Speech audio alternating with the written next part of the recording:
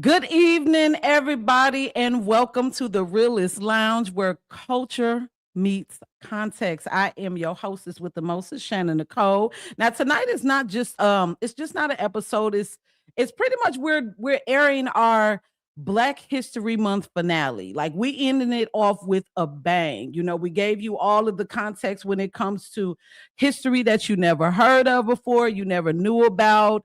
We talked about, Black history when it comes to conservatives. And now we're going to talk about the paper genocide that is going viral right now on social media. It's blowing up. Everybody's been talking about it.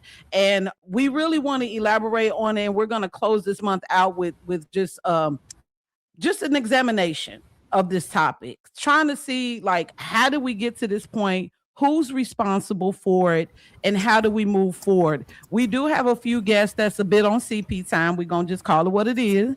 They running a little late, but it's all good. I got my ladies up here, and we're gonna make sure that we give you all everything that you need. If you are in the comments and you got questions, please don't hesitate to ask us and ask if you have questions on how to better connect with your lineage, because that's what it's all about tonight. It's about connecting the dots. What's going on, Unplug? I see Rashawn in the building. What's happening, y'all? So let me introduce my ladies right now. I think unapologetically G just stepped off for a second. So let's go ahead to my girl Sun Spirit. Go ahead and introduce yourself to my people and tell them about the petition that you also have going on that me and you actually talked about. I did sign and I donated to it as well. Please introduce yourself to my family and tell them about yourself. Greetings. My name is Celestine, and I am an American Indian. And through genealogy, I found out that my people were here on this land. So far, I've gone back 7 generations, and I'm surrounded by people that have gone back to the early centuries before, like the 200s in that era, and they've done 12 genealogical records as far as back as they have gone. And so they've been doing it for a while. I'm also part of Urban Indian Heritage Society, and what we do is we follow the steps of, well, we're considered urban Indians. So what are urban Indians? Urban Indians are the people that are in the cities, like New York. I'm in New York. Some people are in Chicago and different major cities that got detribalized and went to the cities to find work, Mm. or for whatever different reasons that they've or decided to leave from um, their plantation or where their families were originally from. Hmm. So yeah. Wow. So you said detribalized. I never heard of that term before. Can you elaborate a little bit on what that means? So detribalized, well, tribe means that you were in a tribe. If you're Right. no longer in that tribe, you've got detribalized for whatever reason. There are different reasons that we've gotten detribalized, because we maybe were been taken off the land through migration periods, forced migration that has happened to some of us. And we're known as the people that are in the cities as Urban Indian Heritage Society. And Urban Indian, I'll put the link in the chat later, and I'll share it with you as well. But us at Urban Indian Heritage Society have come together from different states. And I'm in New York. Some people are in Virginia. Some are in California, Las Vegas. So we're all over the country.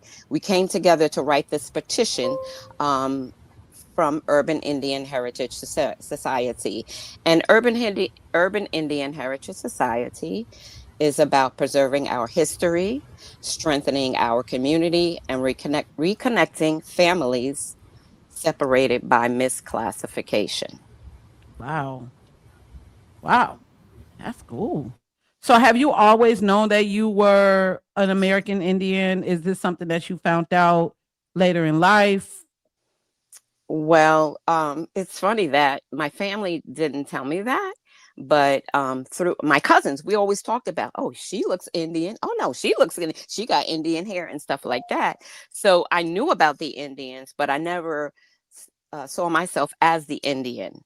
But when I went through the genealogy, I started with my children, I did myself, I did my mom, my grandparents. I've gone back to my fourth grade grandmother so far on my lineage. And and they also wrote a book. My family wrote a book about our history and where we Wow. were. And they did a family tree, a family line. So I did have some information. This was like in the 2000s that I found out some of this information. And through listening through social media right here on YouTube, Phoenix Moon is the pioneer of our group, Urban Indian Heritage Society. She's been on YouTube for several years, and she's been studying genealogy for over 30 years before they even had the internet and stuff. Hmm. That's interesting. I like that. I love that. I love that. Did she come back? What is going on? Everybody doing their own thing today. I don't know what's going on. I'm telling y'all, it's like they don't want us to have this conversation. There she go. I'm like, yo, what's going on? And then I got the fellas over here. They're like, we didn't get the link. I'm like, okay, I know I sent this link It is out to so everybody.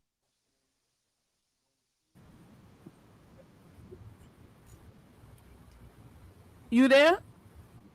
it is so delayed and it is jumping in and out. That's why I thought that I could turn my mic off and my camera off and it would help. Kind of did. So I just was going to put my avatar up and just not have my camera on. I'm just trying to make it so it's flowing. Yeah. If you got to, then yeah, that's fine too.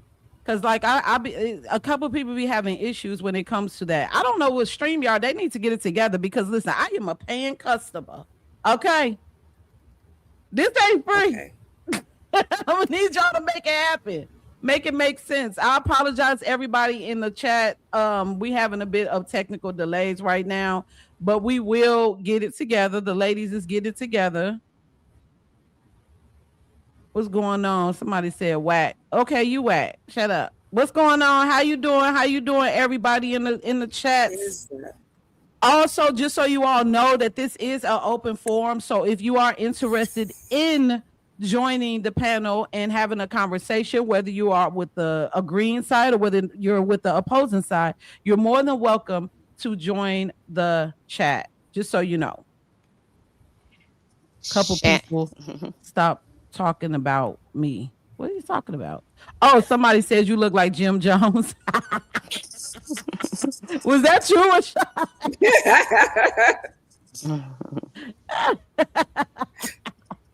Ain't nobody talking about you.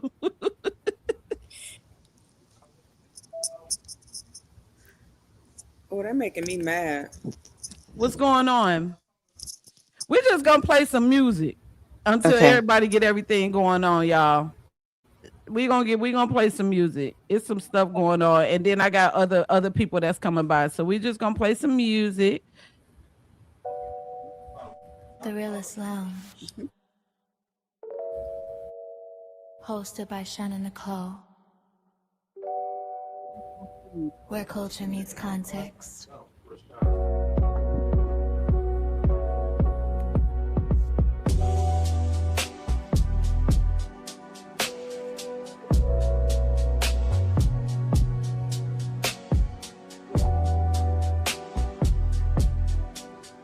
Okay. Can you hear me when I'm speaking? I hear you. Okay.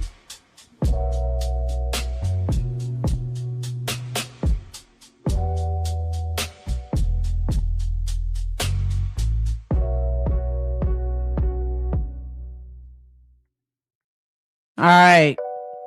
Is we in the building? Realist Lounge, hosted by Shannon Nicole. We're gonna play one more until the men get in. You present?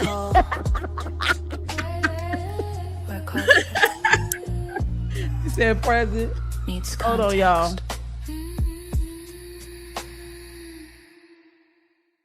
All right, y'all. I don't know where the gentlemen are. Can you all check your inbox and see if y'all got the email? Because I've sent it and I don't know how they not seeing it.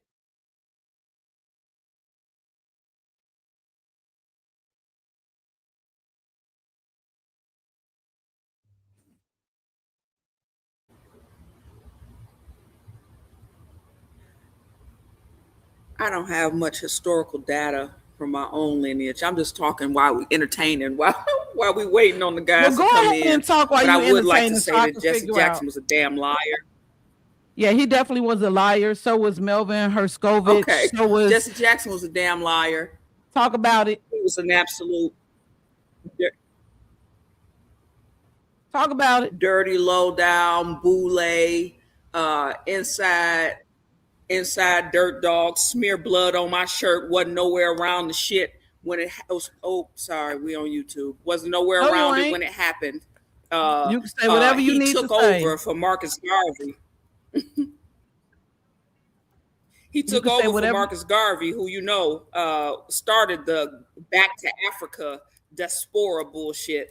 And ain't nobody ever been to Africa, wasn't from Africa, didn't nobody else in Africa. We ain't know nobody in no damn Africa in 1930. How? And that's what I don't understand for the life of me, how we have stories that go back 13 generations and nobody never got a damn story about their slave ancestor that came over here and learned English and taught them English and learned how to deal with America and live the American way and became American. I don't never have a fucking story about no black person with a lineage that go back far enough. Even Africans don't have a story about an ancestor that got caught up, that got kidnapped, that came up missing. Where are the stories to back up the documentation? But I'm just proud that Jesse Jackson is gone. I'm happy. They said he died in '84, and they just wanted to pull Are it you out now and serious? say he was dead. Yeah, Are you they serious? just want to What? use it now for political, for emotional gains. I don't doubt it. His shaking ass ain't been around up in front of the cameras, and you know how him and bobblehead ass what is that boy name? Bobblehead. I can't even think about his name. The other one, they got a fake church. The pastor, Pastor Jamal. Yeah. You talk No, no. You no. talking about Al Sharpton. Oh, yeah, that's another story. Yeah, Al Sharpton, weak ass. Yeah, I had an aloe vera plant when I lived in Asia. It had spikes all over it, and I named it aloe vera Al Sharpton because it was useless. Wasn't good for shit. But him and the both of them not good for nothing. As much as they want to be in the public eye, why did Jesse Jackson just disappear? He didn't. Yeah. Yeah. So He let's go didn't. ahead and get this going with these panels, like with this prompt. So when we say paper genocide, right? What exactly would you like? How would you describe it? And I'm going to go to Celestine. Did I say it right? It's all good. What would you consider like a paper genocide? Like, how did we get here? So, paper genocide basically means that we're no longer on paper. We don't exist, basically. So when you look at, like, for example, the classification American Indian has now been transferred to Native American. When you look, you put American Indian, you're doing searches on the computer, it doesn't say American Indian. It comes up as Native American. So that's another paper genocide, because American Indians were the people that were here prior to Columbus coming here from time immemorial. And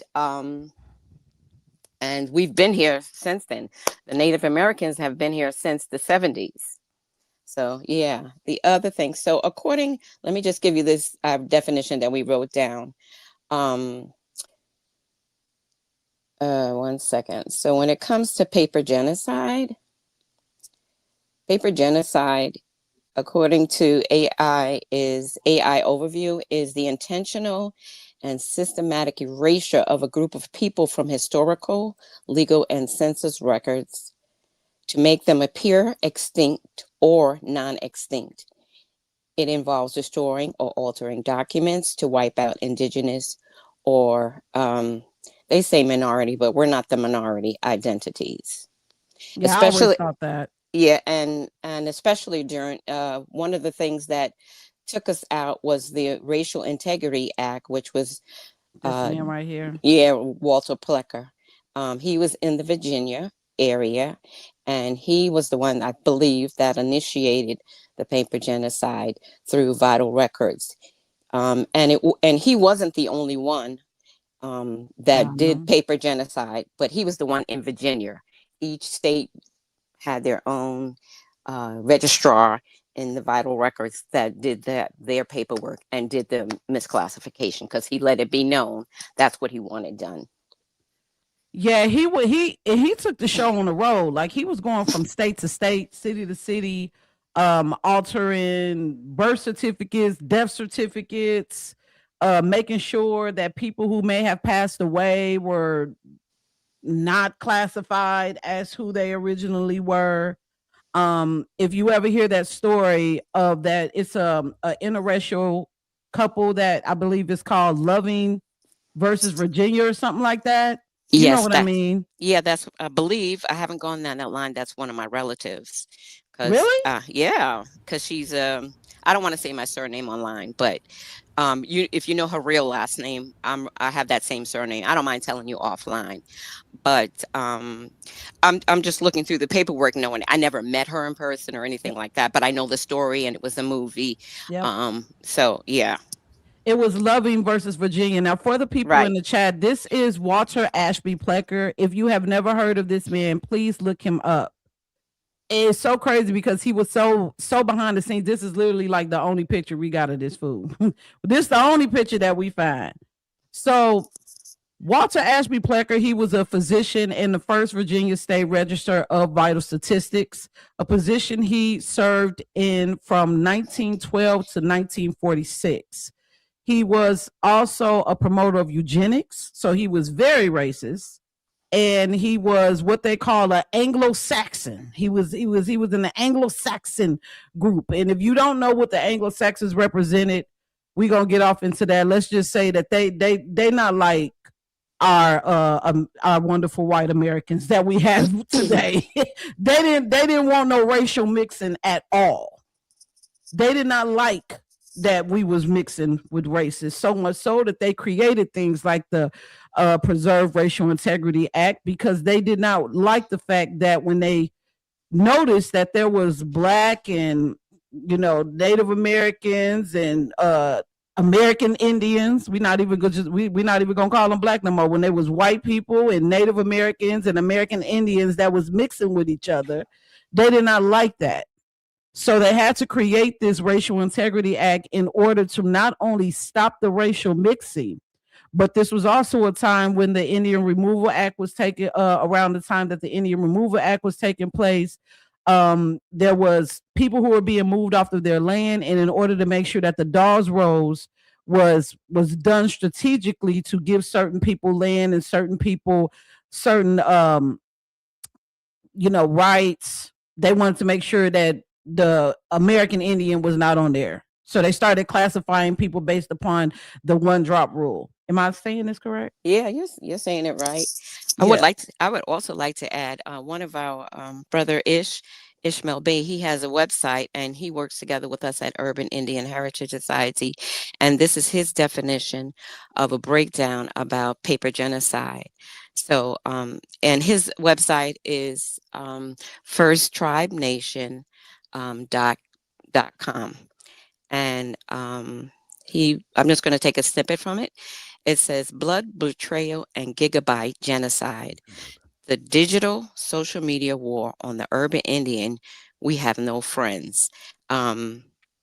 He also said, for over 5 centuries, the American Indian has faced one unbroken truth.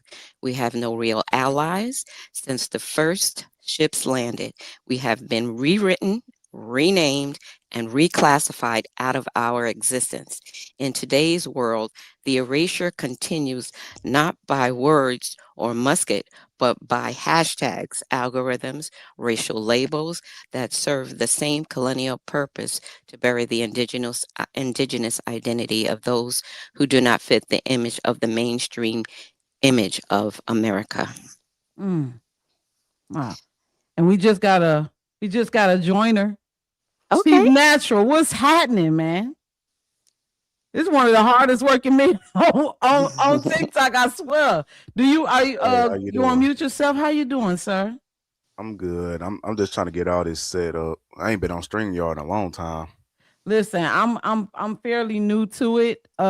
It has its good. It's better than TikTok. I already got a strike on there today on TikTok just by going live for 30 minutes. I said the word lynching, and they struck my ass down. Oh my god. Yeah, it was crazy. It was They crazy. they It act was. like it's happening to them. It's happening to us. I don't see how Europeans could be offended about those things when it happened to us. It didn't happen to them. Right. Yeah. Yeah. I just don't be seeing how you offended by it anyway with all of the stuff that I be seeing going on in these lives in the first place. That'd be the Yeah. crazy thing. But for a second, can you go ahead and introduce yourself to the people in the chat? Tell them who you are, what you do, because you do a lot. Okay, first and foremost, my name is Chief Natural. My real name is Daniel Marquez Jones. I'm from Pine Bluff, Arkansas. Um, I went through all the phases like all black people through Christianity, Hebrew Israelite, trying to trace my identity, trying to find out who I was. But right after I got out of the Hebrew Israelite, that's when I started to question my family because let's just be honest, you ain't gonna find no Hebrew Israelites on no family tree. You ain't gonna see none of them on no census record, nothing like that. So we know that's our identity that we was inspired to be. So once I start to question my father, this is who I went to first. My father, he told me everything about my indigenous side, and I went to my grandmother. My grandmother told me that my great great grandmother, she the one. Her name is Julia May Duncan. She the one was part of the Cherokees Baker's Row. So that's when I started to investigate that, look through all that, and I found out who I was to my mother lineage. And I found out on my father's side, we was part of the Kosa, and we was also part of the Seminoles in the, uh, I believe the Chickasaw as well. We just an amalgamation of many different lineages in Arkansas and Mississippi and Louisiana, pretty much. And I need everybody to understand that that's pretty much what a lot of our generation is going through. A lot of us is just really like finding this stuff out within like the last 5, 10 years.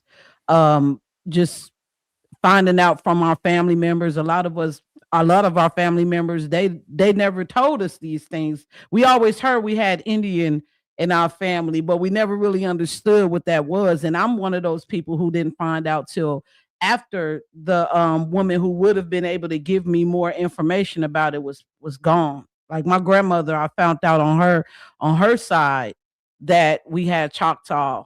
And after I did my research, they was all from Mississippi, and I went down this journey of like finding out more about my lineage, wanting to know more, and I came across so much crazy stuff. And I wonder if you all went through the same thing.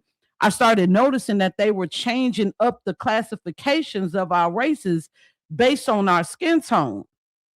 I've had family members, one of my actually my fourth great grandmother, who was biracial at that time. She went from being white as a child to being a mulatto to just being called colored towards the end to being black before she died. So did you all notice a lot of that happening when you look at the old census records? Oh yes, I noticed that as well, especially from 1820 all the way up to 1888.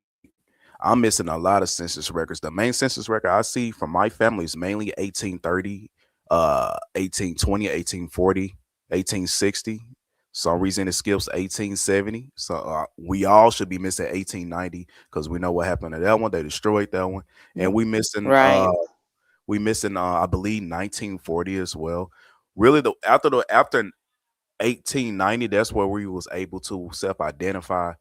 Um, in this presentation, I am going to be talking about the 1980 census where they put Asian Indian on there to throw us off course again. Um, yeah, it's a lot of stuff they did, but what do y'all know tonight? We could actually utilize those census to justify our identity back to indigenous. If you got the 1790 census, especially 1810, you can most definitely prove that you're indigenous. But they did a great work on suppressing our identity with those census records. Yeah, they definitely did. They also did a great work on ancestry.com with making it extremely difficult to even be able to trace your lineage. Because one thing that I noticed is that, like, I was able to trace, my European ancestors to like 1600s. But when it came to my black ancestors, it's like it stopped in a certain way. It stopped at a certain year. I traced in my European ancestors and found out y'all was the only ones that came over here on a boat. And that kind of had me like, okay, wait a minute. I don't see no slave records. I don't see no, like, none of that.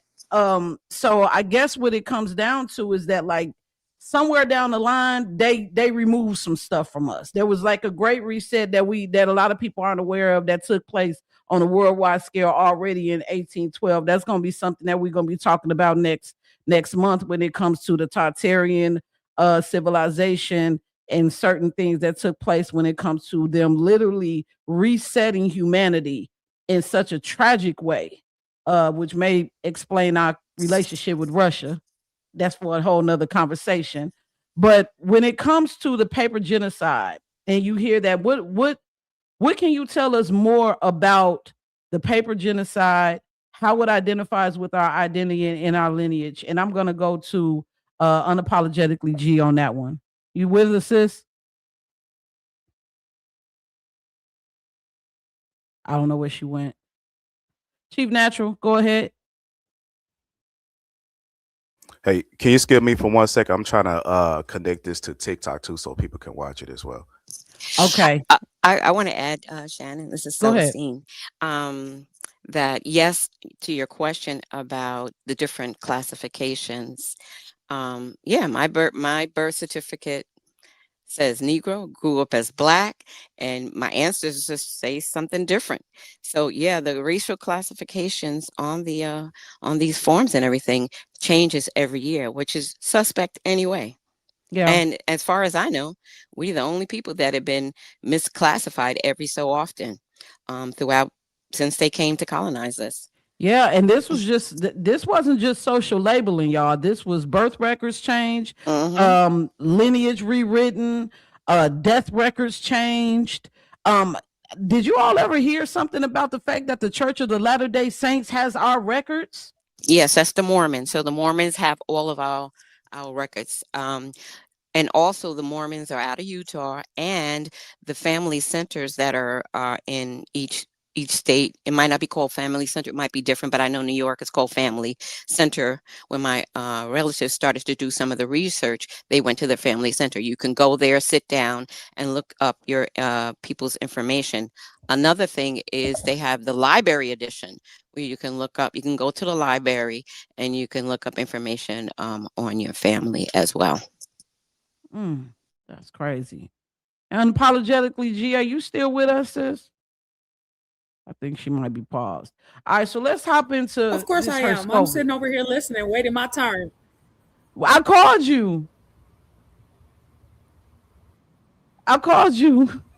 Did you hear what I said? So no, I said Walter Plecker and the Virginia law. Look where the laws come from. The Racial Integrity Act, 1924. Walter Plecker himself, Virginia, the most racially divided state I think that we have. Worse than the South Virginia was at one point in time. So these laws, and I feel like because of the one drop rule and the paper bag testing, it eliminated a lot of us from our heritage, from our what was rightfully ours, from land, from property, from life insurance policies, from businesses, right?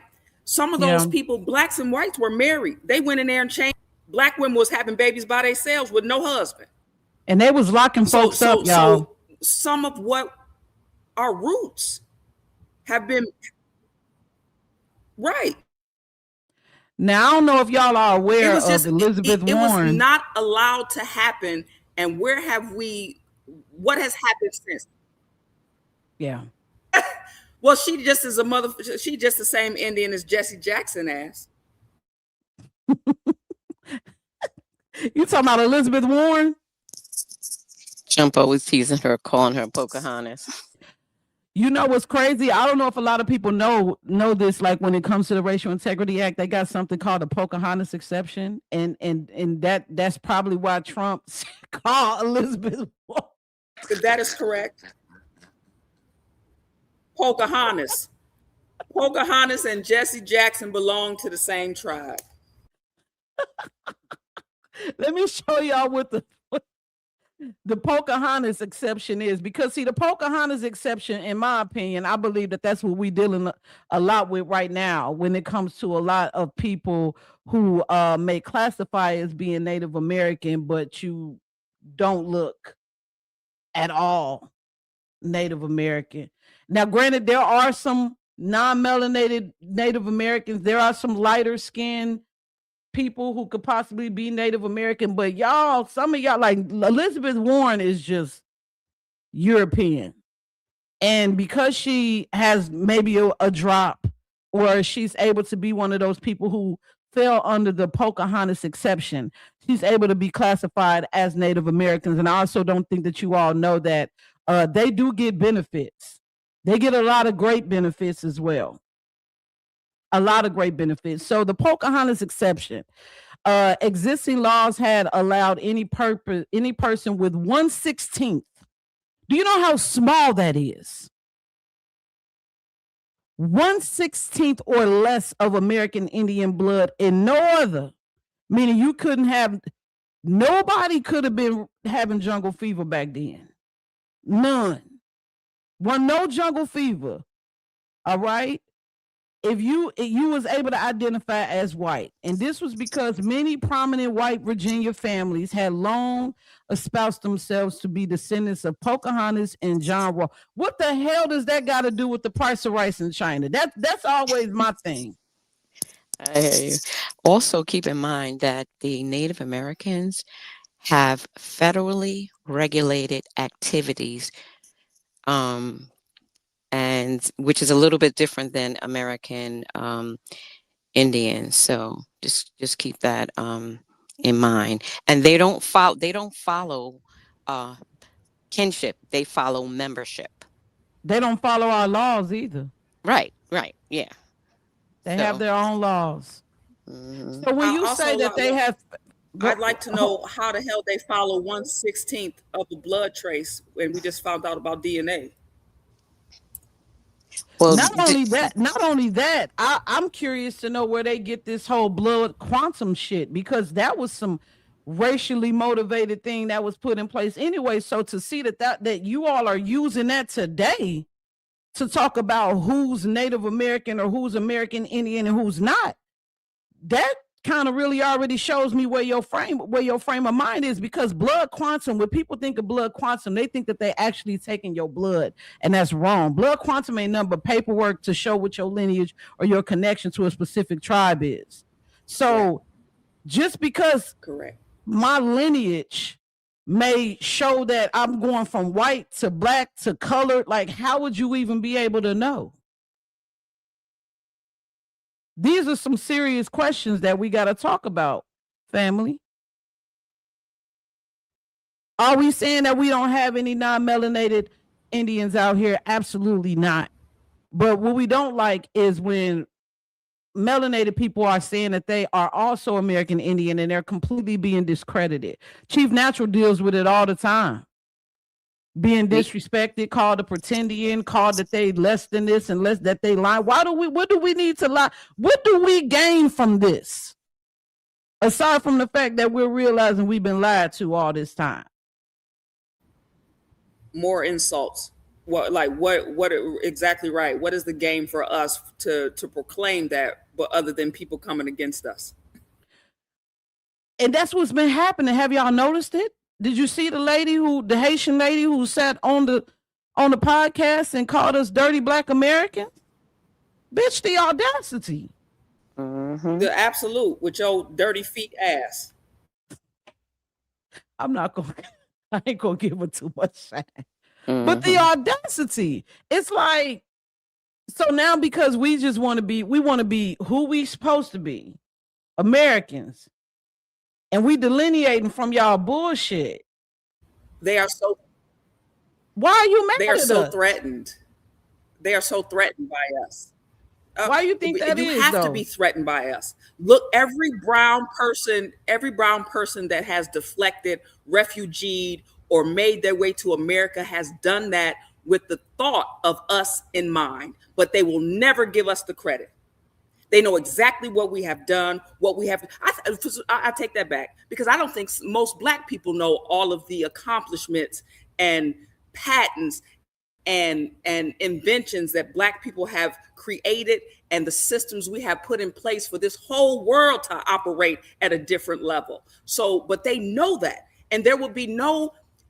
They wouldn't come in droves like they did if they did not have an example, a mirroring example of somebody that looked like they asked that know that they can do it. So the fact that they come over here and then all of a sudden turn white, turn into a white person that hate Black people and we don't have shit to offer is just absolute. That's how you know they come through liberal channels. They come Yep, through liberal channels. They get I liberal agree. information. They get the dialogue from liberal fucking white people, and then they turn it and use it and try to use it against us, not knowing that we know the playbook. We know the playbook. Liberals are liberals, whether they're white or Black. It doesn't matter. We got to look at the full picture. Right. I feel like it's a big difference between a Democrat and a liberal. It's a difference. I do too. It It's a absolutely is. like my mom and my pops. They're Democrats. They, you know what I mean. They in their 60s. They only vote because that's all they know how to do. You know what I mean? Me talking to them is probably never gonna change their mind. But hearing my mom tell me a couple of months ago that she is tired of not being able to communicate with people, that let me Oh know boy. that you ain't really a liberal that much. Because we grew up around Hispanics our whole lives. You know what I'm saying? So like we grew up around Hispanic Americans though, like that knew how to speak the language. We could communicate with them. We played with them. We ate with them. You know what I mean? So now she's dealing with a whole nother world in her 60s, and she's like, damn, like, yo, like I can't communicate with these people. But what y'all know about these some of these tribes are hiding some of these illegal people on their land. That's true, but let's give a shout out to the Lumbee tribe out of North Carolina. Oh They just yeah. got recognized through the federal government, and they have experienced some of those things. They were experiencing it online on TikTok. Even though they got recognized, there's some people that are fighting against it. But thank God for the Lumbee tribe that they did get recognized through the federal government. I appreciate that. Yeah, thank you, Corn Pop, for putting that in the chat. That's one of my Yep. colleagues from Urban Indian Heritage Society. And shout out to everybody in the chats. I appreciate you all for stopping in and even bearing with us while we was having our little situation. Chief Natural, you ready? Or you still need some Yeah. more time? Nah, Did you want to share the screen? You want me to share the screen with you? yeah. We go Let ahead. me, let me see if I can let you do it. All I right. should be able to. I got the present button right here. Okay. Screen. Now, just so you all know that Chief Natural does this on a regular basis on TikTok. You wrote a book as well. How many books have you written? I wrote only one book so far. I'm working on volume 2. It'd be about 2 years before I finish volume 2. But this the book right here. This ain't what y'all copy gonna look like. But this called Negroids in America: The Reclamation, the Erasure of a Nation and the Reclamation of a Birthright. So yeah, this book is over 600 pages. Um, I made it like a textbook way, like if you want to teach your kids or teach your teenagers, it's very simple that they can understand. I got genealogy in there. I got things dealing with governmental documents, genetics, some of our history, things dealing with the Pope, doctrines that they pass, um, that gives them the right to take over our land. I got all that in there. If you want to get your copy, um, I'm gonna drop a link because in my description, and I can send you the link too if you want to get that too. Yeah, So absolutely. I appreciate that. All right. So what you got for us today? All right, so this right here, this is I'm just answering your questions. This is the paper genocide of Black Americans and Reclassification by Daniel M. Jones, Chief Natural. All sources come from my book, Negroes in America, the Erasure of a Nation and the Reclamation of a Birthright. So let me get over here. Is it gonna let me? There you go. Now, the first question you asked me was, what do people mean by paper genocide and what are the real world impacts? This is from my book right here. It said the paper genocide, the census as a weapon of mass disposition, the bureaucratic one defining reality with ink. Warfare, warfare is usually defined by the sword, the musket, or the bomb, but the most effective weapon in the arsenal of the American Empire was the number two pencil. In the hands of a census taker, a pencil is a magic wand with a single check mark. It can transfer, it could transform a sovereign national into a stateless minority. It could turn a copper-skinned Yamasee into a colored sharecropper. It can alter the lineage of a child before they even learn to speak. And once the mark is made in the federal ledger, it becomes the official reality. The truth of blood is overwritten by the truth of the archive. What's that? It says this chapter is a forensic audit of the archive. We will examine the United States Census not as a uh, binning uh, binning count of the population, but as a military strategy. The census was the administrative mechanism used to execute the Great Erasure. It was the tool used to quiet the title to the continent by papering over the original inhabitants. To prove the primordial indigenous presence, we do not need to invent new data. We simply need to interrogate the existing data with new questions. We must look at the numbers, the categories, and the blatant omissions. When we do, the African narrative crumbles under the weight of the mathematical impossibility. So, what are the real world impacts? Paper genocide is primarily an economic weapon by reclassifying the primordial indigenous Negroid populations as Negro or colored. The government severed their legal claims to the land. The mechanism, the Dawes Rolls, 1893 to 1914. If a dark-skinned indigenous person was placed on the freeman roll instead of the blood roll, the land allotments were often smaller, restricted, and non-transferable. In the same way, the result, millions of acres of land that should have passed down to black families as indigenous inheritance were transferred to white settlers or the government. This is a massive theft of generational wealth. The real world example, the descendants of the Black Seminoles and the Black Creeks in Oklahoma today are frequently denied land rights and casino revenues because their ancestors were listed as freemen Negroes rather than Indians in the 1900s census rolls. Mm. So the other, Interesting. Hmm. so the other world event, like I appreciate that. The loss of sovereignty and treaty rights. Treaties are contracts between nations. When the paper genocide reclassified the Negro tribes of the East and the South as colored citizens, it dissolved their sovereign status. The mechanism, the Racial Integrity Act of 1924, the destruction of the 1890 census, which we talked about earlier, by forcing everyone into a white or colored binary, the state of Virginia and others administratively killed tribes like the Powhatan and the Yamasee. The result, you cannot claim treaty benefits, healthcare, housing, tax exemptions if you do not legally exist as a tribe. The government does not have to honor treaties with African Americans, only with federal recognized tribes. Mm. The impact, the primordial indigenous, when I say primordial indigenous, that means it's bringing us before uh, pre-Columbian time, post and pre-contact. The primordial indigenous are the only Aboriginal people in the U.S. forced to pay taxes to a government occupying their land because their status was converted to U.S. citizen via the 14th Amendment rather than maintained as sovereign national, which we all should be sovereign nationals.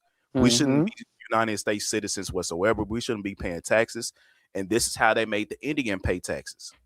Even though I'm jumping ahead in my presentation, once they put you under the color of law, they got you. You're paying taxes. That's the only reason the population of the numbers of the Indians went down, because they all went to the category of color. So that's why they're getting all this money, right? So we should also keep in mind there are some tribes like out of Louisiana. They have dual citizenship. Queen Chief Warhorse, she is the only queen that I know about in America, and everything down in Louisiana, which used to run out of there. It was called Bonfaka. They're getting the name changed because she's in the process of having a museum done in Louisiana with the real artifacts and everything. And I can share that video with you. Shannon, there's a couple of things I want to share with you as well. Okay. But she has dual citizenship.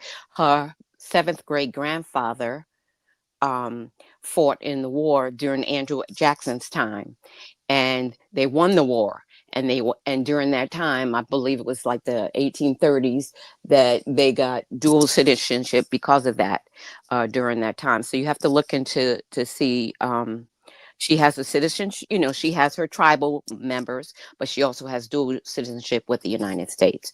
So you can look into that as well. And I wanted to add one more thing to what I was saying before about in your question, you said the real world impacts are tangible. Like, for example, he mentioned, land loss, the Dawes Roll, which was an illegal act. And because that was in Indian territory, that was in Oklahoma. But in Oklahoma was, before it became Oklahoma, it was Indian territory. And then you have resources like mineral rights and water rights that they were affected by. You have funding loss, programs were closing, reduced healthcare access, and it was a political weakening to our communities to be disenrolled, like I had mentioned before, detribalized, and legal invisibility.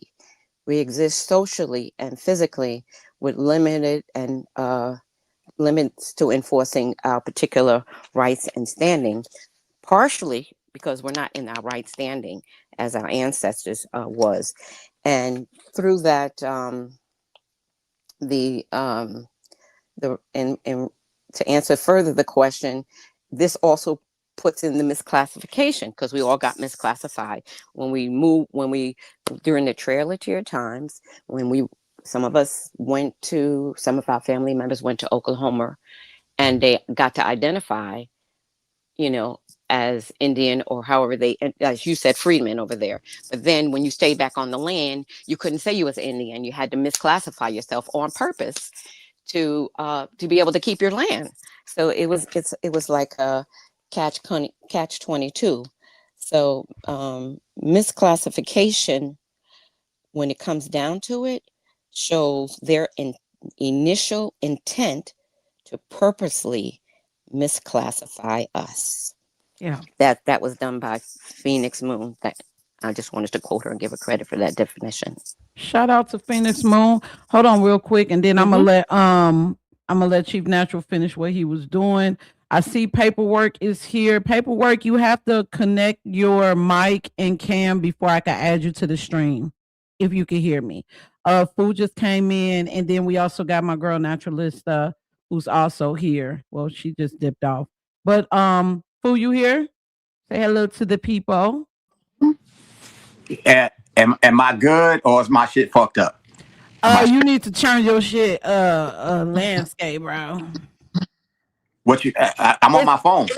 I know. Turn it this way. You can't turn it this way a little bit. It's gonna be. Oh shit. All right, never mind. Yeah, I told you. Yeah, it ain't gonna be good. There it is. No, there it was right there. You fixed You changed it. Yeah, you fixed it. It was working for a minute, but anyway, welcome to the chat. Introduce yourself to the people, and then we're gonna let Chief Natural continue. Well, y'all know I'm unplugged FYM off of TikTok. I'm doing my best to be here every week, but I've been listening to the entire show, loving what I'm hearing. Make sure that y'all that y'all like, share, subscribe, all that, and tell somebody to tell 10 people to jump on right now. I'll mute myself. And unapologetically, G, that was me. I'm unplugged, the one that was bigging you up because I love you talking your shit. Shannon, can I shout out the people that came in the chat that came to support me in the live? Sure, go ahead. So we have DBG, we have Nikki Sunflower, Doc, Corn Pop, and I think that's it for right. And UHIS in the chat. So that's short for Urban Indian Heritage Society. Appreciate you all for joining in. OCO, what's happening? Welcome, welcome. I think that paperwork just came in the building. Paperwork. Go ahead, unmute yourself. What's going on? Can y'all hear me? Yeah, we hear you just fine. Welcome, welcome. Introduce yourself to the family. What's going on, y'all? My name I go by Paperwork. I got a team named the Paperwork Party. We just going around trying to teach the truth the best way we can. Well, we appreciate you. Do you know when I was looking up, and then I'm gonna let him say, I gotta say this real quick because it was funny as hell when I found it. So Chief Natural, the one who turned me on to you, it told me to tap in and what you was doing. I was like, okay, I like his page. Do you know when I was looking for you, prison videos was coming up? Yeah. I'm like, y'all, what is this? So this is some fun fact, y'all. This fun fact, completely off topic. There's a group, there's something called a paperwork party that they do in prison where they like pull your paperwork out to see if you a snitch. And that's kind of where I got it from. So when people denying our history and people want to say we not this and we got that, but we actually got the documents to actually prove it. My original name was I Got the Paperwork. Then we formed a group. Then I turned it to the Paperwork Party. All right, I like that. That was creative. So yeah, I appreciate that. All right, so I'm gonna let you finish, Chief Natural, and then I definitely wanna hear from Paperwork since he just got in. You could continue. Okay, I'm just gonna finish off on the world impacts. So the next one is the foreign myth, the psychological impact. This is the impact on identity. Paper genocide created a false historical narrative that all Black people in America are foreigners who arrived on slave ships from 1619 onwards.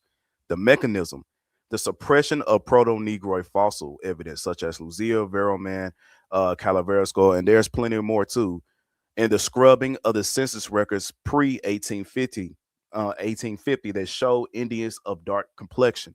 The result, it creates a psychological disconnect where Black people feel rootless or homeless in their own ancestral land. It forces them to identify with a continent, Africa, they may not be from, while ignoring the land beneath their feet where their ancestors, the mound builders, were buried. Quote from the slide: paper genocide made the indigenous landlord into a trespassing tenant. All right, wow. All right, is it gonna This let me? good information right here. And I think this is the final. No, that is not the final one. Got to go back. Let me go back. Let's see. In was in the question one where I'm at. Right here. This where I'm at. Okay. Uh, take that down.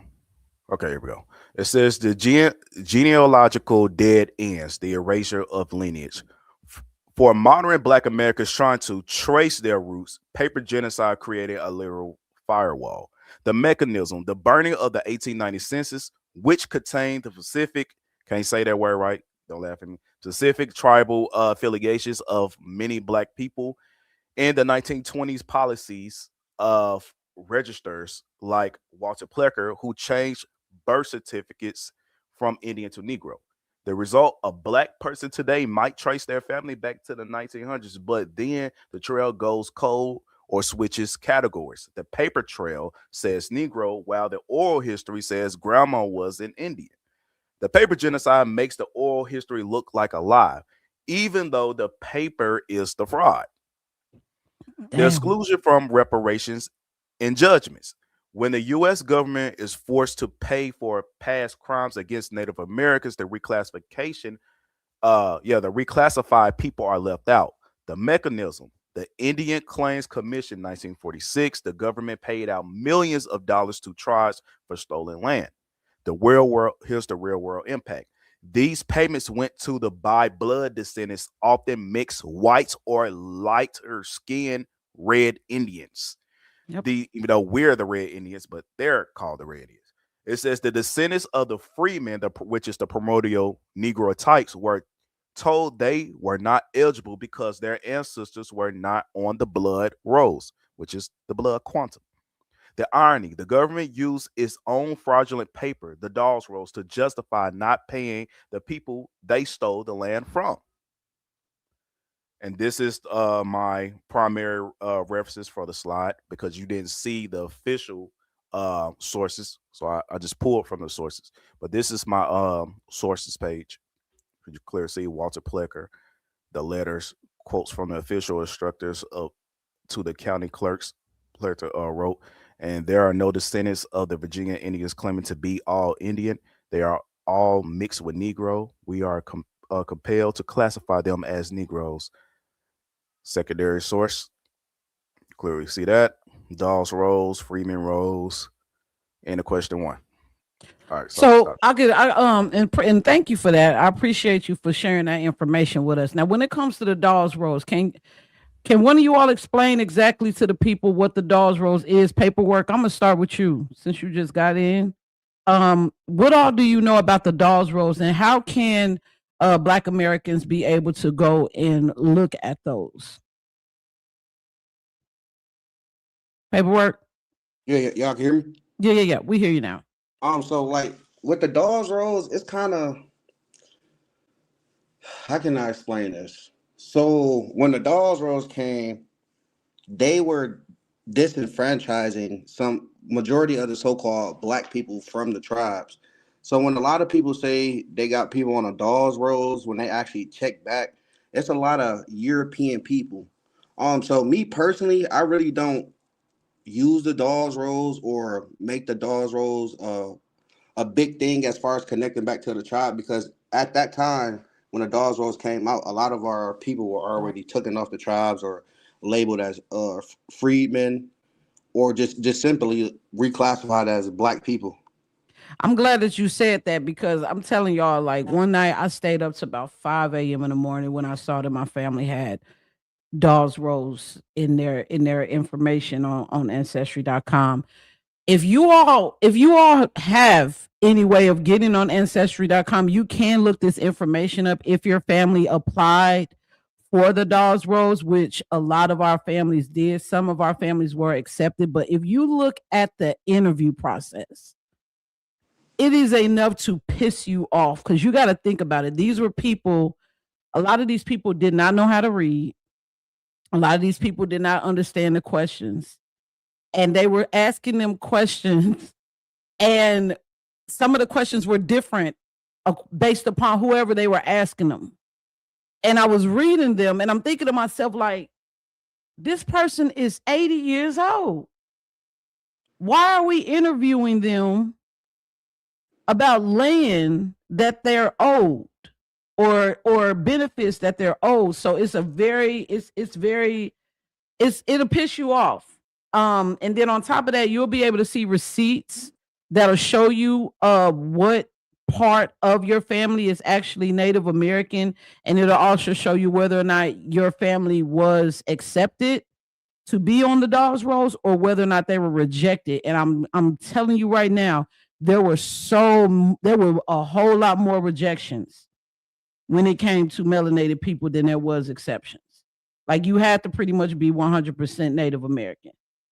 If you were half, you got rejected. If you were a quarter, you got rejected. So if you all want to take a look at it, it's going to give you a headache because it's a lot of them. Don't they have it like structured in like brackets or something like that? Like, they have it to where it's full-blooded. They have it to where it's by blood, by marriage. Then they have it where it's child. Then they have it where it's freedman. So it's definitely in different ways that they have it structured. I wanted to hear more from you, Chief Natural, when it comes to the dolls roles. Now, did your family get interviewed for that? Yeah, most of them was denied They were denied too. because they didn't have a certain amount of Indian blood. We know what that means. Me personally, I started the Primordial Indigenous America. I created a manifesto. I had a meeting with the Secretary of State, and I'm trying to get a meeting with Governor Huckabee of Arkansas so we can expand on the acknowledgement on Primordial Indigenous American that predate the Barren Indians, or how you would say the Native Americans. I'm really against the roles because it's really racist, for one, and two, if you use the roles in any type of way to justify your identity, you're basically admitting that the Native American, who they call Native Americans today, is the real Indian, and you're just a descendant of them instead of the other way around, which is the whole that goes against our whole argument. Yeah. So we got a lot of people that's confused in the community, and they like to throw up the roles and stuff like that, and say, "Oh, I'm this, I'm that because of this." I'm like, "Hey, that goes back to these people, But I understand that we are those people. It's really a dual-edged sword. Me personally, I feel like the freedman roles is the one that could justify our identity, and we could actually go to court behind this and prove, like, hey, those people that you put on the freedmans is the real Indians, and the ones you put on the Baker role, the Dawes roles, and all these other roles, know what I'm saying? Those are the pretenders, because there's a lot of white people on those roles too. I'm talking about pure white people that's not mixed at all on those roles, which shows right there that, hey, you're trying to take our identity. You got immigrants here trying to take our identity that got on those roles too. Right. Yeah. What you got to say, G? Unapologetically, G? You there, sis?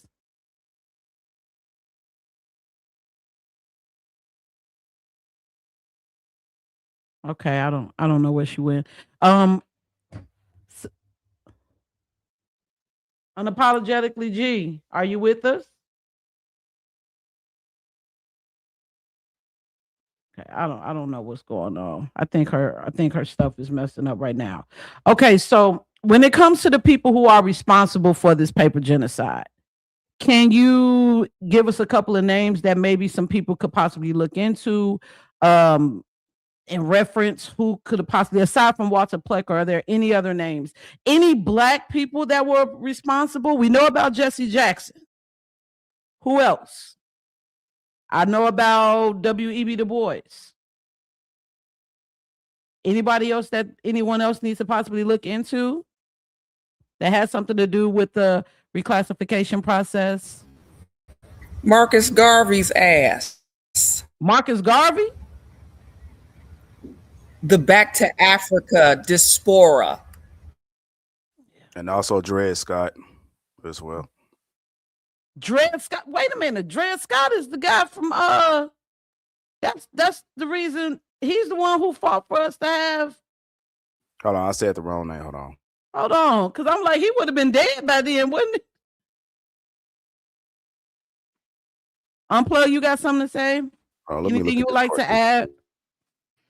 I mean, what's striking to me, and I've talked about this with some of my friends before, the names that y'all putting out there just seems as if that they've always had a calculated plan to make sure that we claimed somewhere else instead of actually here. They want us to go back there. You got Jesse Jackson with the African American thing. You had Marcus Garvey with the move back to Africa thing. And I don't know if y'all heard the story that Muhammad Ali told. When Muhammad Ali told that story, that spoke volumes because it proved how much of a class system we have in this country, and people tend to overlook that shit because everything is about motherfucking money, and it seems like everyone except us gets that respect. Anybody else from another country can get that respect, but it seems like we can't, especially when it comes to our history. He probably talking about the story where he went into the burger joint. Yep. Okay. Basically, Got it. Muhammad Ali before he became the greatest, went to this spot. They wouldn't serve him. Pretty much. That's basically what it was. He said, when I come back, I'm gonna be the heavyweight champ, whatever, blah blah blah. He came back. They said, we still ain't gonna serve you, but they let in some Africans who were in African garb right behind them. Come on in. They welcomed the Africans and still left his motherfucking ass at the door.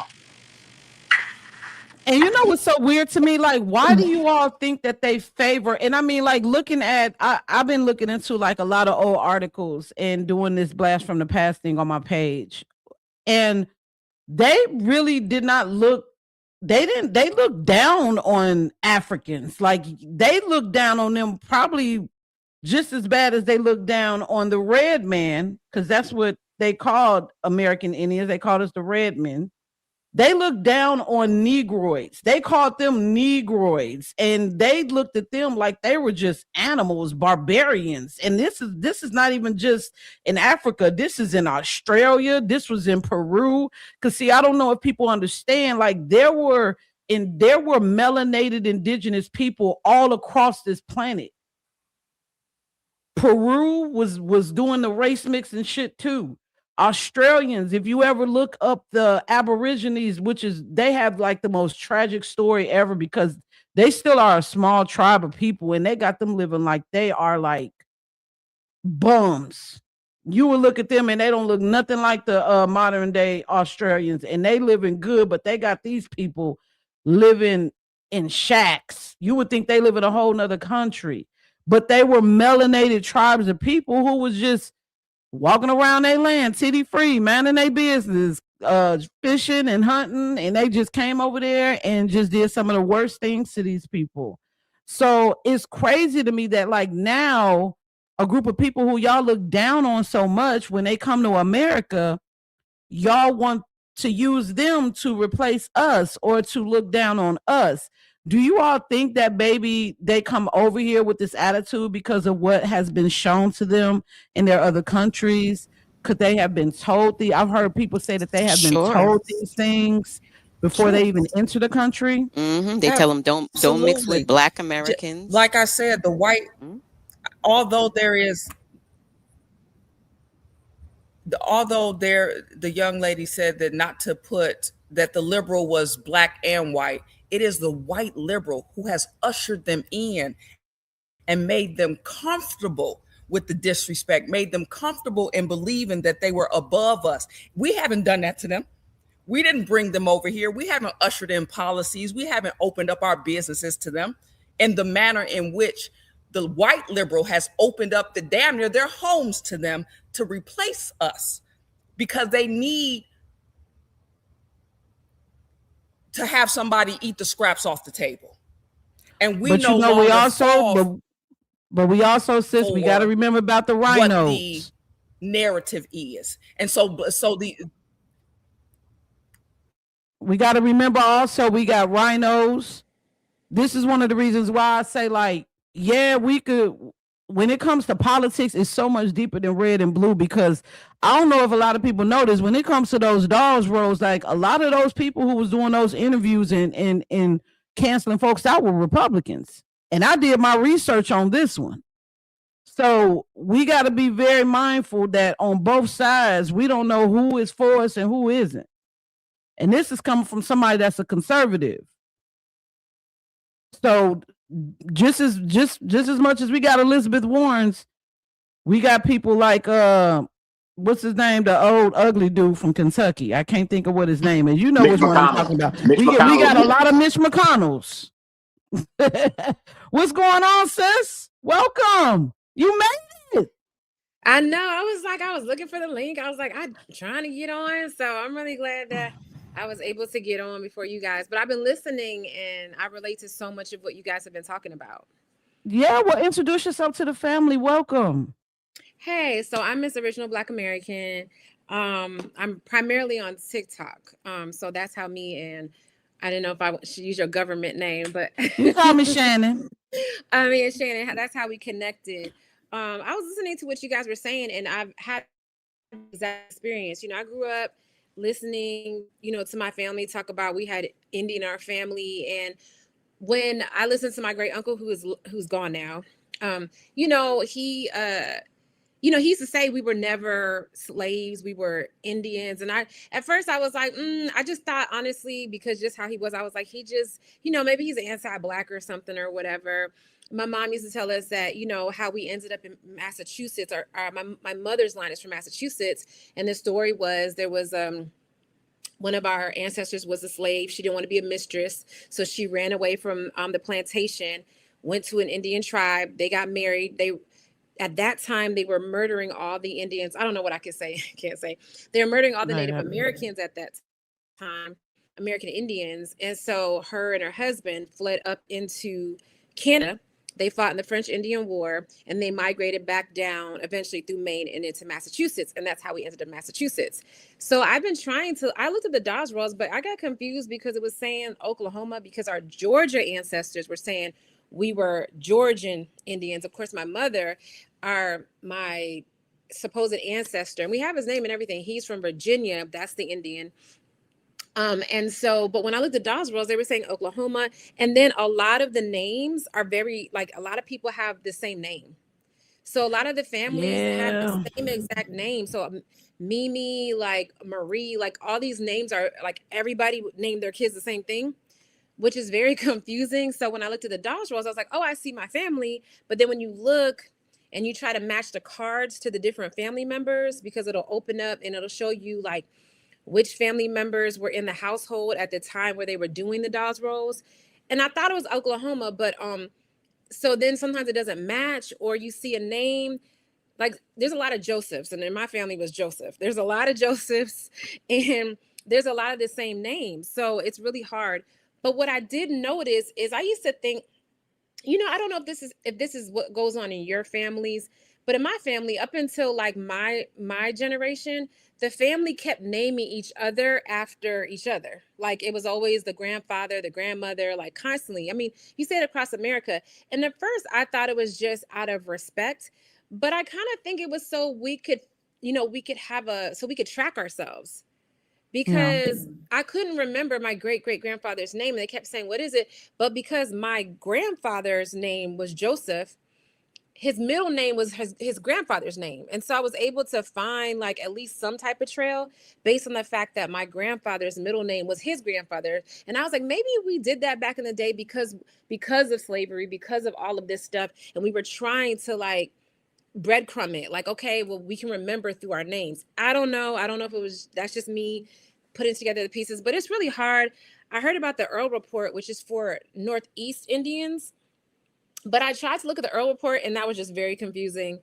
So me and my mother are really trying, and I really want to do it for my mom because she's older now. And I know she said my grandmother used to get money from the state, but she doesn't know what tribe, she doesn't know where, so it's so much lost history. And like you guys said, as soon as I hit like the 1800s, before like the early 1800s, the track just goes cold. It's like, it's just dead. It's dead in the water. So I was thinking, okay, when I get a little money, I might need to hire a genealogist or just somebody who does this.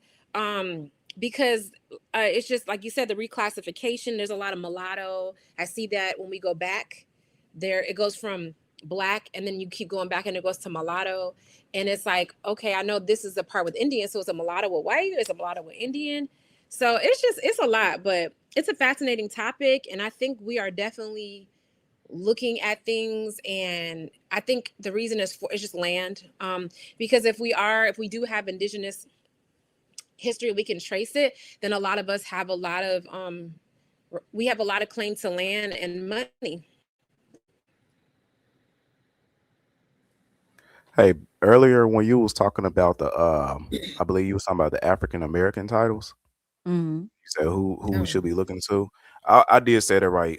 Dred Scott, when you look at what he said his descendancy come from Africa, and John Sanford, he was saying the same thing. Pretty much they was arguing about this African title and that basically he was just property.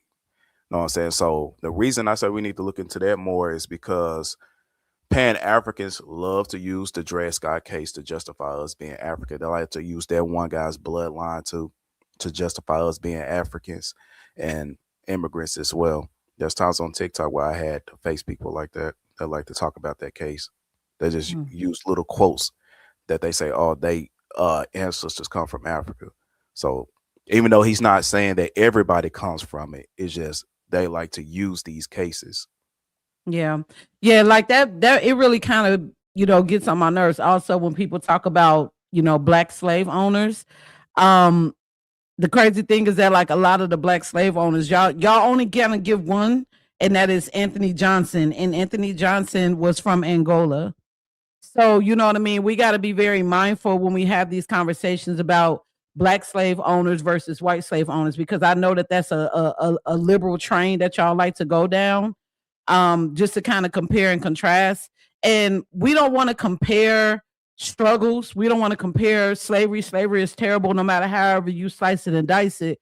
But whenever you all have these conversations, it's very important that you, one, know the difference between a freed black and an enslaved black, that and that the difference between a slave and an indentured servant, as well as knowing that if you were not a free black, you cannot own land.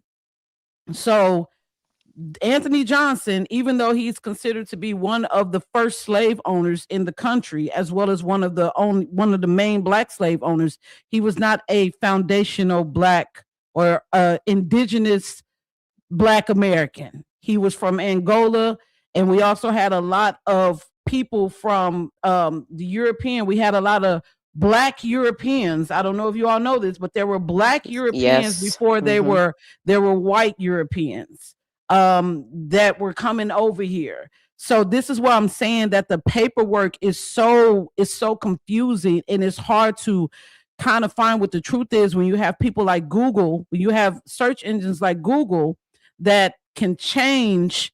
They could whitewash some history at the drop of a hat. And I saw it happen like right in my face. With, I believe it was the first human fossil that they ever found from America. They found them in Brazil, and it was a woman. Her name was Lucille or Lucia.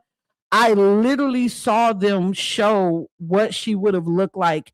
And I'm telling y'all right now, she didn't look nothing like none of the Native Americans or anybody that is of any type of ancestry of Siberia. And they switched her over.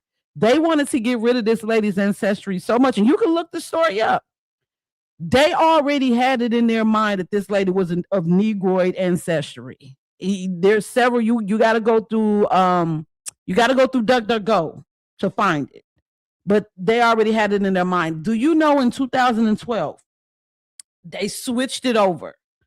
And then the place where they had her remains at, it caught on fire. How convenient. How convenient. Anytime that there is a fire in history, it is to erase something. Anytime that there is a fire that is so massive, it is usually to erase classified documents and get rid of evidence of something that is existing that they don't want nobody to find. Whether it's remains, whether it's records, whether it's society, civilization. When a fire takes place, if a war ain't broke out to where they already unaliving everybody, they're going to set some shit on fire. So just want to throw that out there. But I really want to get off into this diaspora war. You know, it's hot and it's taking heat, y'all. You just got in, sis. So we was talking about the Haitian lady who sat on the podcast and called us dirty Americans, dirty Black Americans. What's the difference between foundational Black American identity and a broader African diaspora identity? What is the difference between those two cultures that people need to be aware of? And not in the sense of it being disrespectful at all, but the honest to God truth and what separates us and what do people need to know about that? I'm going to go to you, sis, since you just came in. Miss Original Black American. What is the difference of the two? Well, just a case in point about the Haitian lady, like everybody just gets clout off of us. So sometimes I just be like, I don't know, we got to Beyonce them because it's like they're kind of beneath us, and that's how they gain relevancy. And because you saw, I'm not even gonna say her first name, the Banks lady now jumped on the train and stuff, and with what separates ethnic Black Americans from I guess Africans and Caribbeans. There's several factors, and it just goes into science and culture. We have a canonizing event, which is the United States slavery. That's a canonizing event that solidified our history together. So when we all became, enslaved in the history of America, or became connected to slavery, if you were a freedman or what have you, you were still connected to it with your relatives or whatever was going on. You couldn't go to the South, even if you were in the North or what have you. You had that event, and then what that event did was it forced us to have this admixture that is the most unique admixture in the world. Like, you can look this up. We have the most unique admixture in the world. So you have us coming from all these different tribes, all these different places, and we were forced to mix together, and then we were baked in terms of just genetics. Like, you had us, intermixing with each other with all these different tribes that nobody else has had to go through, and then you bake that in with, unfortunately, rape and things like that, and then you have us creating our entire identity and culture together under this canonizing event or what have you, and you have us just creating all these different cultures and different regions in America, but then we're also integrating together because we're also mixing together. We're sold here, we're sold there, and we're starting to mix where our food is our diet is starting to change, our music is changing, our everything is changing, our looks are changing, our genetics are changing, how we even adopt family, because before we had a different set of families, but when you have enslavement or what have you, and your child is sold somewhere else, and then you get a new child, and then you immediately adopt that child into your fold, because that's part of what family starts to mean. Like, we have to look after each other. We have to look after this 6-year-old that just was sold into slavery and has no mother anymore. So you have all of these different dynamics that created a completely different understanding of life, history, culture, genetics, food, science, everything. Then you have us where we basically built the country, right? So then we're creating all these scientific inventions because we're doing everything. That's why when the Reconstruction era began in history, 12 years, it was just 12 years. But during that 12 years, you had an amazing Renaissance movement where you had all of this explosion, because you had people who had been for centuries creating everything and knew how to do all these different skills, and they had to shut that down. They kind of made a super group of people, because we were chosen based on what we could provide and do or what have you, whether that was genetically, whether that was scientifically, whether that was cooking, whether that was music, whatever that was. And so you mix all that together, you get an amazing group of people that are just kind of a super group of people. And so now here we are, and we're trying to piece things together. But they lock us out of everything because of the fact that we're a super group.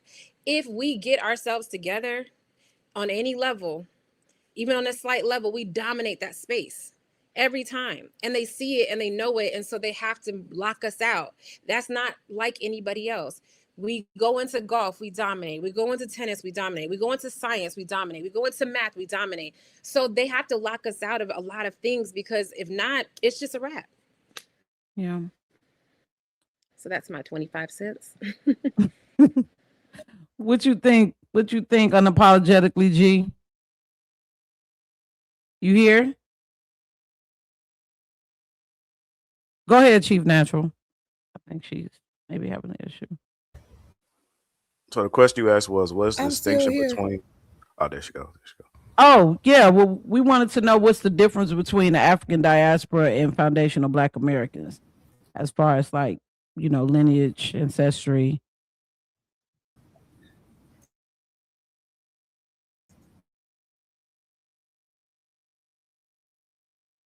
I'm Go ahead.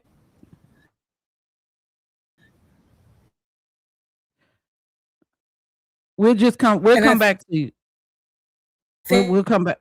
We'll come back to you, sis. That Go. up lynch. Yeah, let me.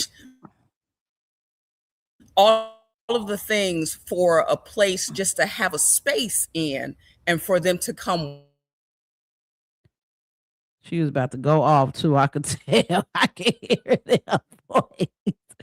Go ahead, Chief. Hey sis, I'm gonna have to remove you real quick so you could come back because you keep going in and out. She gonna have to come back. All right, go ahead, Chief Natural.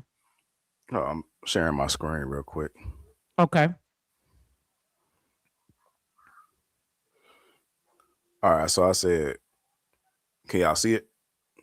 Hold on, I gotta add you on. There you go. All right. So I said, what is the distinction between foundational Black American identity and broader African diaspora identity? This slide isn't long.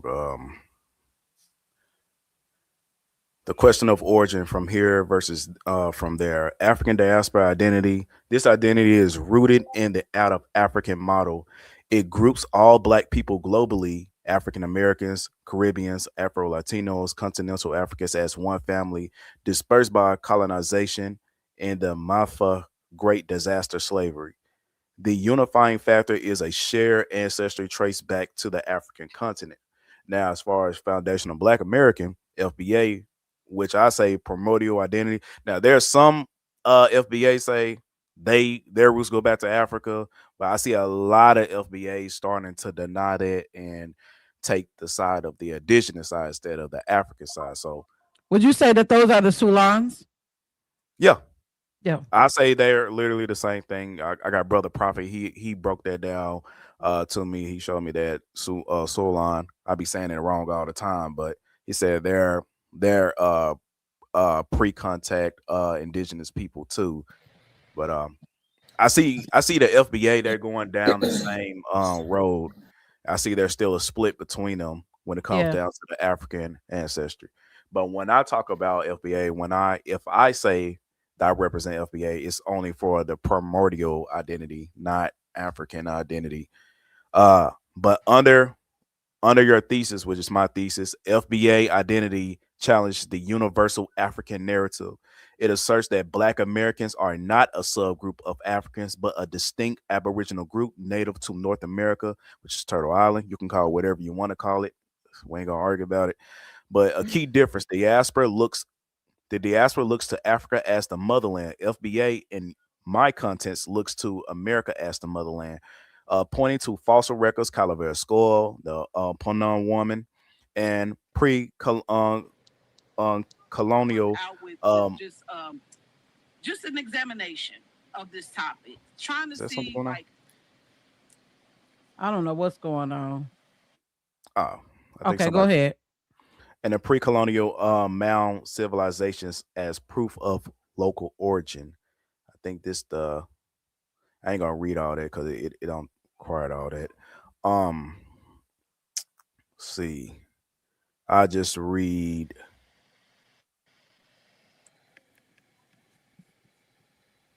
I read this, and I end a question, answering the question. All right, the lineage of slavery versus the lineage of conquest. African diaspora identity views the Black experience in America primarily through the lens of chattel slavery, 1619, which is a fictitious year in 1865. The narrative is we were brought here enslaved, then fought for civil rights.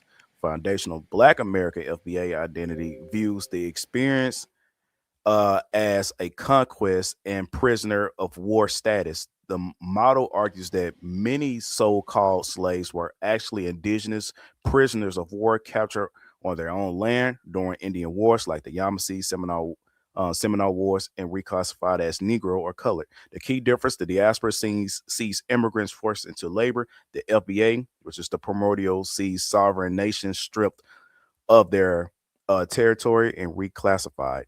This is the final slide. Claims to reparation and sovereignty.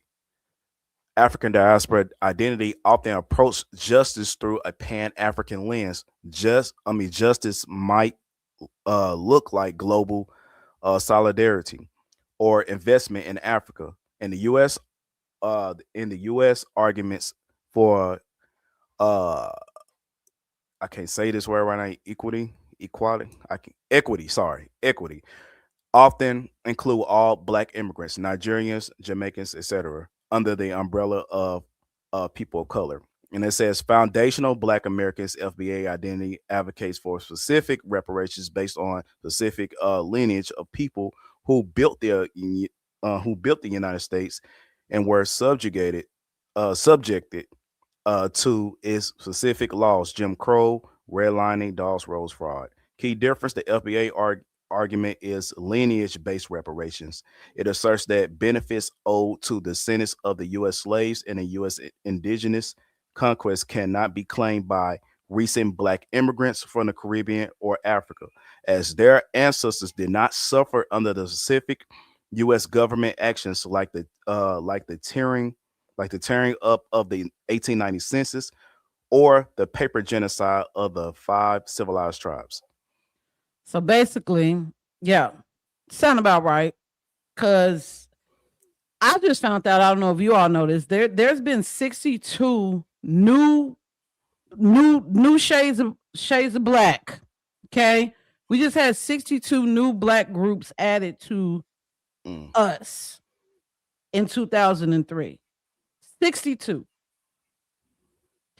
Not only that, they're trying, I don't know if people know this, but they are trying to get reparations from the UN.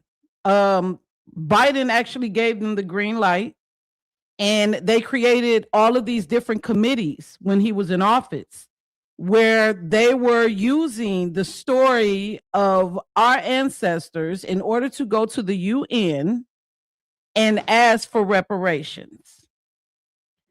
So this is very serious, ladies and gentlemen. It's not that we hate these people. It seems like they hate us, though. But I don't know. And we know that they're not a monolith because we're not all the monolith. We got people who are so-called foundational Black Americans who may possibly be married to someone who may be of the diaspora. So, okay, understood. However, the fact that we continue to get gaslit by them is one of the reasons why delineation is taking place. The fact that you all continue to pick up your phones and make horrible content about our country, our people, while being in our country, might I add, is the reason why delineation is taking place. And one last thing, we understand that a lot of you all probably were first gen Americans, and we respect that. And we know that there's people who don't feel the same way. However, when it comes to delineation, this is where I'm going to come to you, Miss Sun Spirit, because I don't want to keep saying Celestian wrong. I don't. When it comes to delineation, how important is it that we honestly all do this as a community, and how do we go about it?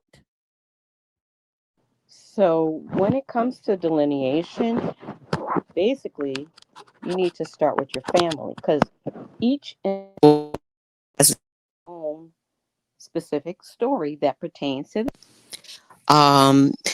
Maybe you got land stolen and I didn't. So there's different things that happen to each family. That's why we encourage you to do your genealogy. I'm not talking DNA. I'm talking genealogy, where you study your ancestors, your mother, your mother's mother, and on both sides, your father, your father's mother, and your grandparents, so that you can find out what harm actually happened to your family. And you're in that way, you're delineating. You're getting your paperwork and everything in order for what you need. And our petition talks about that, some of the harms that have been done to us and what we're demanding to happen as we move forward. And we are making definite strides. So let me give you an example. A couple of years ago, the Cherokee people out of Oklahoma were trying to Africanize the people that were there in that tribe. Now, we know that they were so-called Black Americans, but they tried to Africanize them, because when you look at the treaty says Africans have no right to the land. So we, as an organization of Urban Indian Heritage Society, we attended the hearing. We had some people attend in person, and we had some of us wrote letters online and sent it to Indian Senate to let them know that they're not African. So when you So say that the treaty, are you talking about the Freedmen's Treaty the for the 1830 Dancing Rabbit Treaty. And it's crazy you said that, because I noticed that when I was looking up the interviews with people for the Dawes Rolls, that they were asking about that specific treaty a couple of times. Yeah, they was asking these folks about it. Yeah. So it's important for you to delineate. You can't do it together because everybody doesn't have the same story. Everybody was in different locations and stuff. So it has to be individual. Yes, you can come together, at towards the end or along the way or on the path, but you really have to do your own genealogy. And you know what? Once you know who you are, nobody can't really tell you nothing. I tell my children, we're American Indians. On all your documentation, put who we are, so that it's we're correcting it as we're moving forward, as we're going along. So it's important for us to delineate. Yeah. So what does delineating mean to you, Chief Natural? I don't know where everyone went. Yeah, I think StreamYard's just acting up today. Yeah. But I don't It have might to be share my doing it purposely. I ain't gonna even hold you. I done pissed these J ways off the last couple of weeks. So Yeah, they because I might was The be just small on on here, my hats. ass. I was just on here that I just randomly got booted off. I'm telling y'all, like they've been on my ass. That's something else. So we gonna call them J ways, but we definitely want to talk about why they've been all in our business for the last 100, 200, 300 years. But go ahead, Chief Natural. All right. I'm only just gonna read one slide. Okay. Um, Delineation, the act of distinguishing foundational Black Americans (FBA) or American descendants of slavery (ADOS) from Black immigrants, Caribbean, African, etc., is a controversially primarily because it shatters the long-standing concept of Pan-Africanism, global Black unity, in favor of lineage-based nationalism, which I am for that. I'm tired of white people, Mexicans, anybody. I'm tired of them all grouping us together just because of our skin color. There's racist, and it literally destroys who we are as a people, our culture, everything about ourselves. But when it comes down to white people, they're not grouped together. They're not. Mexicans not. Nobody else not. We the only people that's grouped together.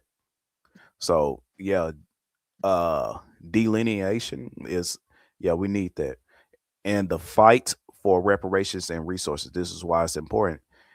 Delineators argue that affirmative action, set asides, and reparations are, set asides and reparations are specifically owed to the descendants of those who built the country, enslaved people, and indigenous captives, not to voluntary immigrants who arrived after the civil rights movement.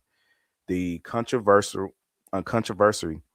arises because legitimate U.S. benefits meant to repair the damage of Jim Crow and slavery are often statistically captured by high achieving Black immigrants, leaving the foundational population economically stagnant. Mm. So, yeah, that's important, especially if we want to get paid, if we want to get remedy, we gonna have to set ourselves apart from other Black races. And I believe that's how they get us, by making us come together at that point. Paperwork. You What's here? going on? Y'all hear me? Yeah. We wanted to make sure you was here. I wanted to give you some time. What does delineation mean to you? And like, why do you think that it's important? Delineation to me is us coming together, because like what I kind of see, or what I've been seeing, is that a lot of so-called Black people or African American people, we accept these other people just based off of the color of their skin, thinking that they're benefiting us, or that they're going to help us. And when we talk about Africans, certain Caribbean people, when they come to the Americas and they come into our communities, they set up their own communities within our communities. Don't really do nothing for our community. Don't give back. At the same time, come on the internet and say bad things about us as well. So delineation is something that I think needs to be done. We need to just focus on ourselves before we try to fix somebody else's house. So we need to fix home first. Um, Besides that, delineation, I just feel like it's something that's necessary that need to happen. We just need to come together so we can get everything together on our own end. I feel that. Let me see what this says. It says not all reparations is the same. Like Jamaica should be looking for it from England and Spain, not the US. Just like Haiti should be getting it from France and indigenous Americans should get it from the USA. I agree. And I'm gonna tell you something also. I see a lot of people who like to say, well, I'm Irish, so where's my reparations? Your reparations would come from the UK. The UK, if you are a non-black American or you are a white American whose family you're from Irish lineage and they were an indentured servant and they are looking for reparations, definitely the UK, because Europe are the ones that sent them over here to be indentured servants. Now, I'm not sure if this was all, but I think that this is what I also need people to understand, that you did have the Naturalization Act of 1790, which granted them to be free white citizens. So even though that they were indentured servants, understand that there's a difference between indentured servants and an enslaved person. When you're enslaved, you are enslaved for life. They didn't get paid. They didn't get free. They were enslaved from life. If they were pregnant, their babies was enslaved. Their babies was enslaved. If you are an indentured servant, you were on contract to work for probably about 7 years. And if you were able to make the money to buy your freedom, you bought your freedom. And not only that, you also got benefits when you left. You got land. You were able to own slaves. You were able to be put on the doll's rolls. You were able to become a $5 Indian. So this isn't saying it's just to be racist or to cause division. I just want people to understand the reason why, in my opinion, I'm more against restitution over reparations, because restitution going to take us back to what we were supposed to be in the first place. Reparations, in my opinion, it's going to be kind of hard to get because we have so many people that have been able to come over here and claim to be Black American. And now they're one of the people that's a part of these committees or a part of this Black Caucus, this National Black Caucus that's supposed to be speaking on behalf of Black Americans. We have way too many people that are in our business that should not be in our business. And I think that's the main reason why delineation is important, because a lot of y'all couldn't just come over here and play nice. I don't understand that. We can't go to Africa. We can't go to Nigeria. We can't go to Jamaica. We can't go to we can't go to Haiti and be a part of your government or take part in your massive publications, Essence, or your festivals, or speak within your government or buy land. We can't do that shit in y'all country. So when y'all come over here and y'all want to be so embedded in our fabric, you want to be embedded in that, and then you want to disrespect us in the same breath, that's the problem. Because I don't know if that lady knows who stood there and talked about us and called us dirty Black Americans. It's Black Americans that go to y'all restaurants and support y'all businesses. I'm going to pull up and get me some rice and peas with some oxtails before my white neighbor will.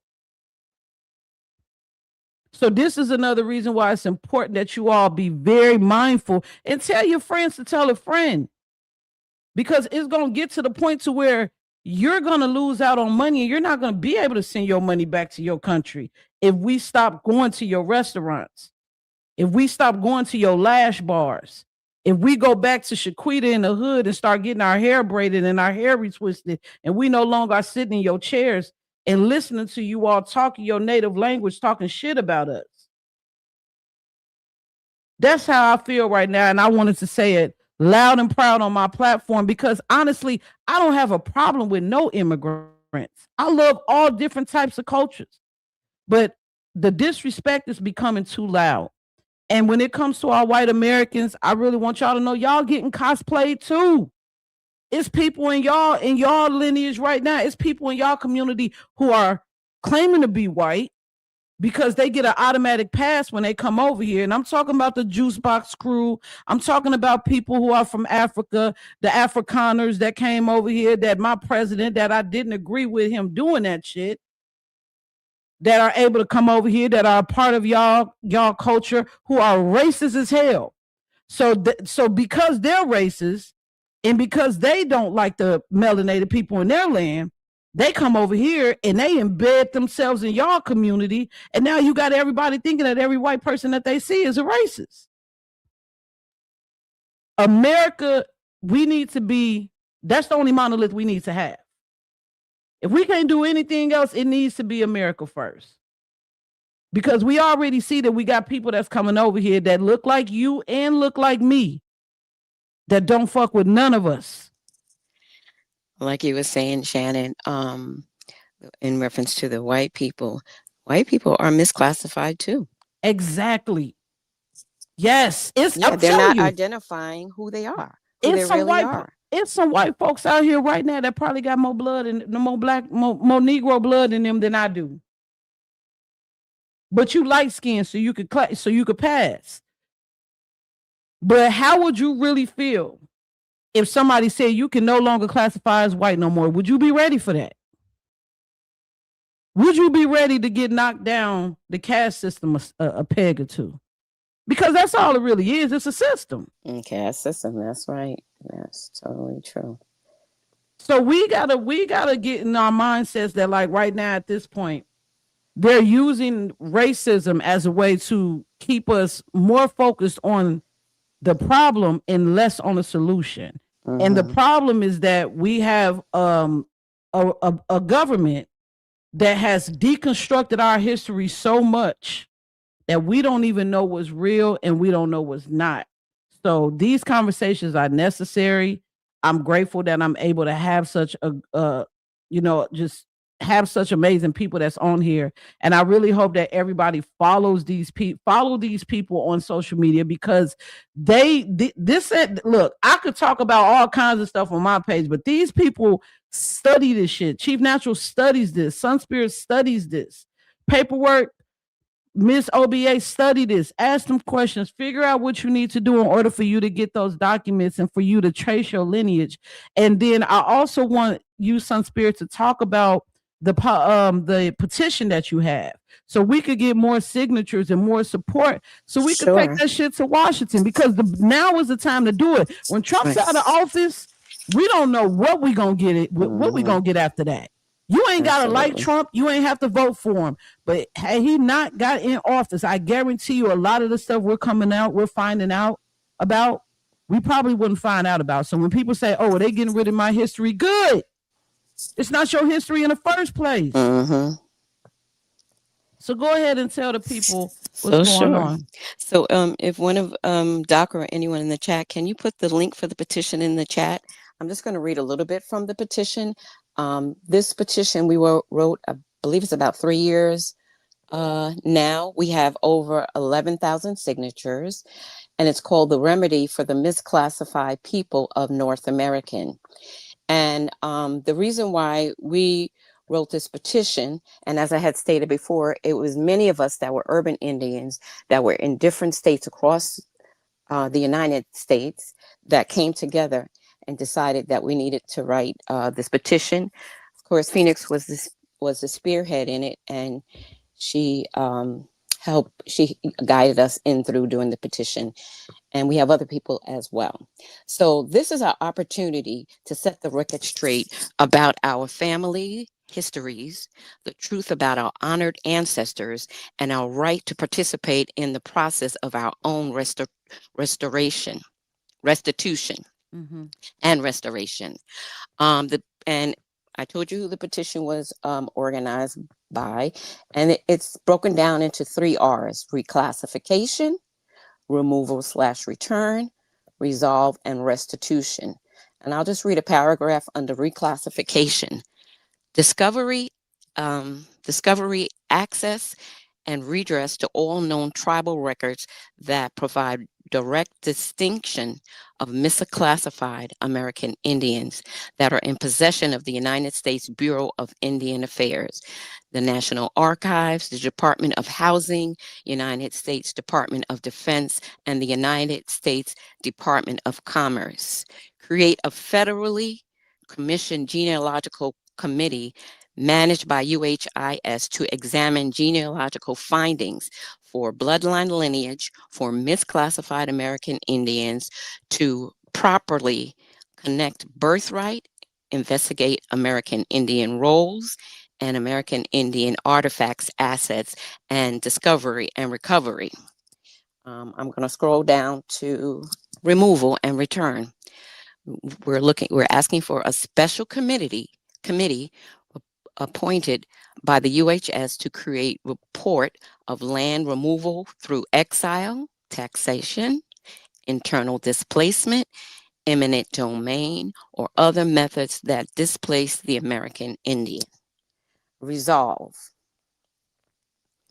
Immediate repeal of H.R. 4238 from 2015, which was on the 114th Congress, in which direct violation of ADRIP, American Declaration of Rights of Indigenous People, was committed and speaks to the sanctioned removal of American Indian and Negro, placing ethnicities from African American and Native American or Alaskan Native.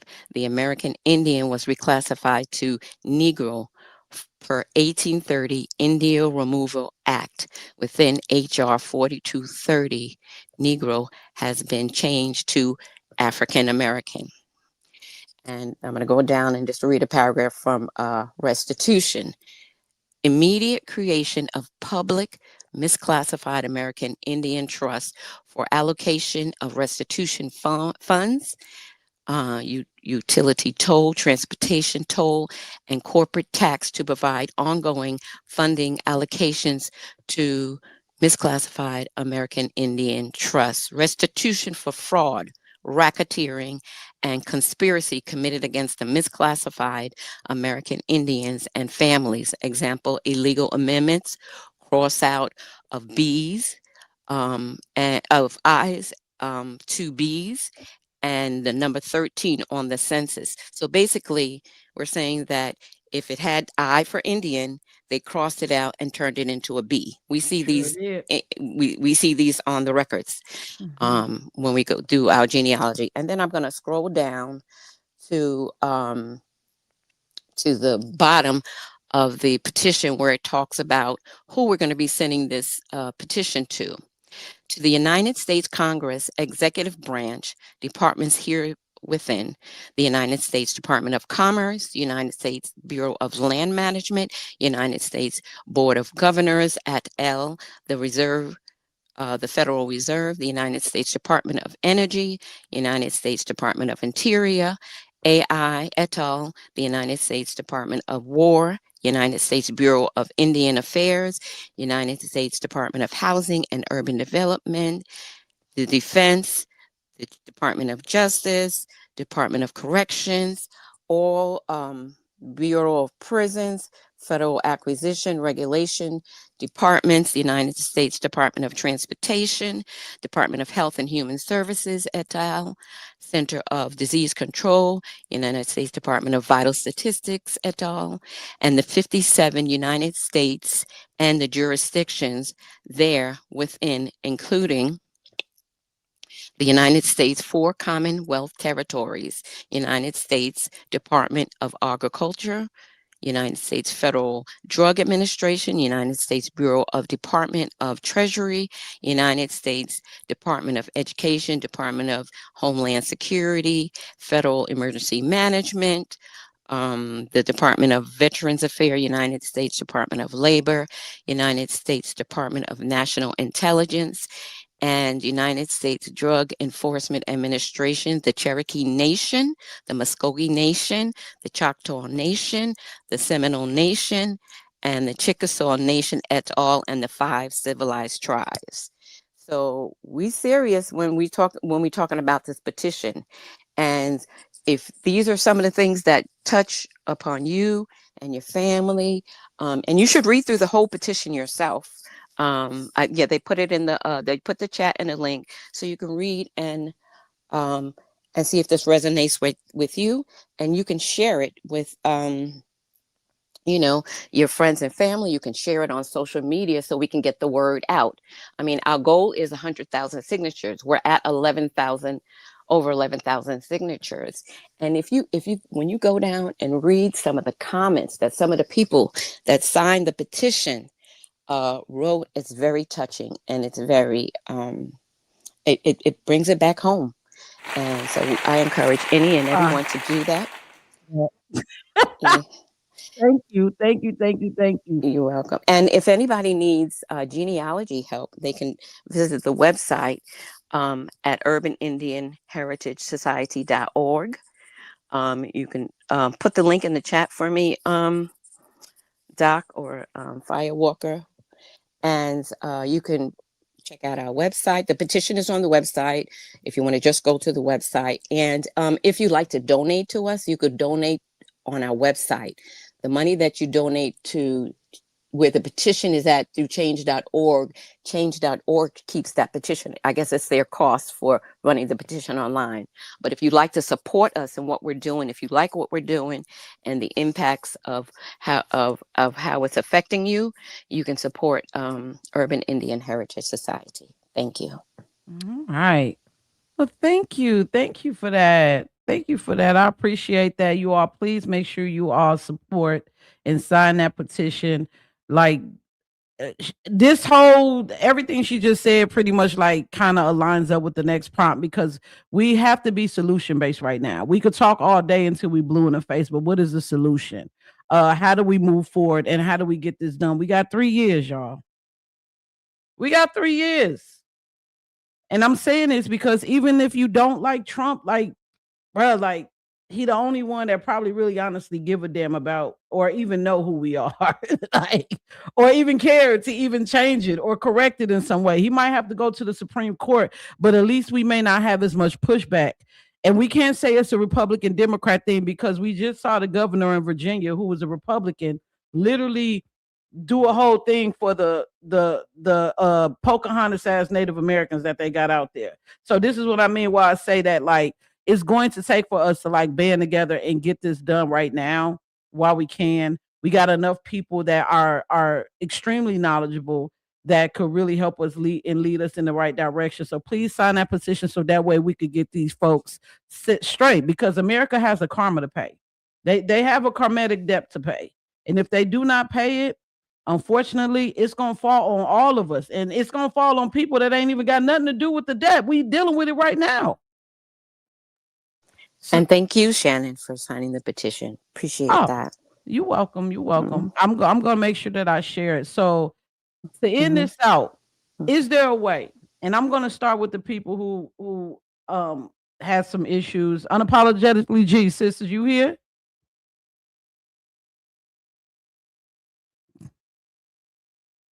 You here, sir?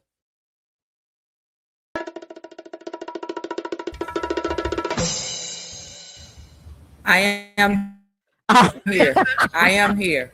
That was my drums, my freedom drums. Give us free. So it's like, so I wanted to know this. Is there a way that we could do this without causing more division?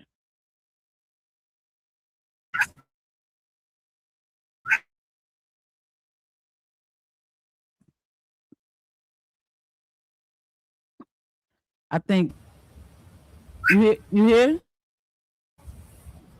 You whooping some ass over there? Like, why it sound like a switch? It sounds like you got there will be division. We will there. We are going to have to fight for it.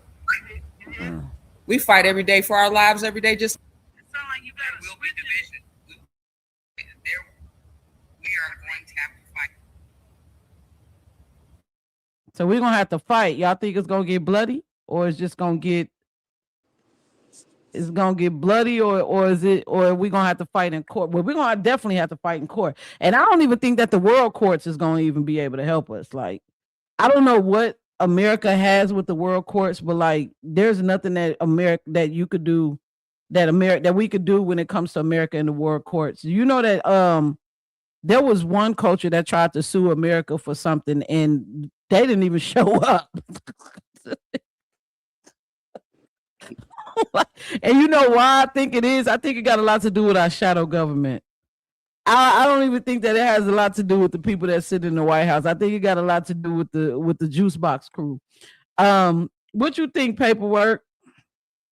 I mean, it might go that way, it might not, but it's a lot of things that I would say that we can focus on that will delineate us and put us in our own communities without causing havoc.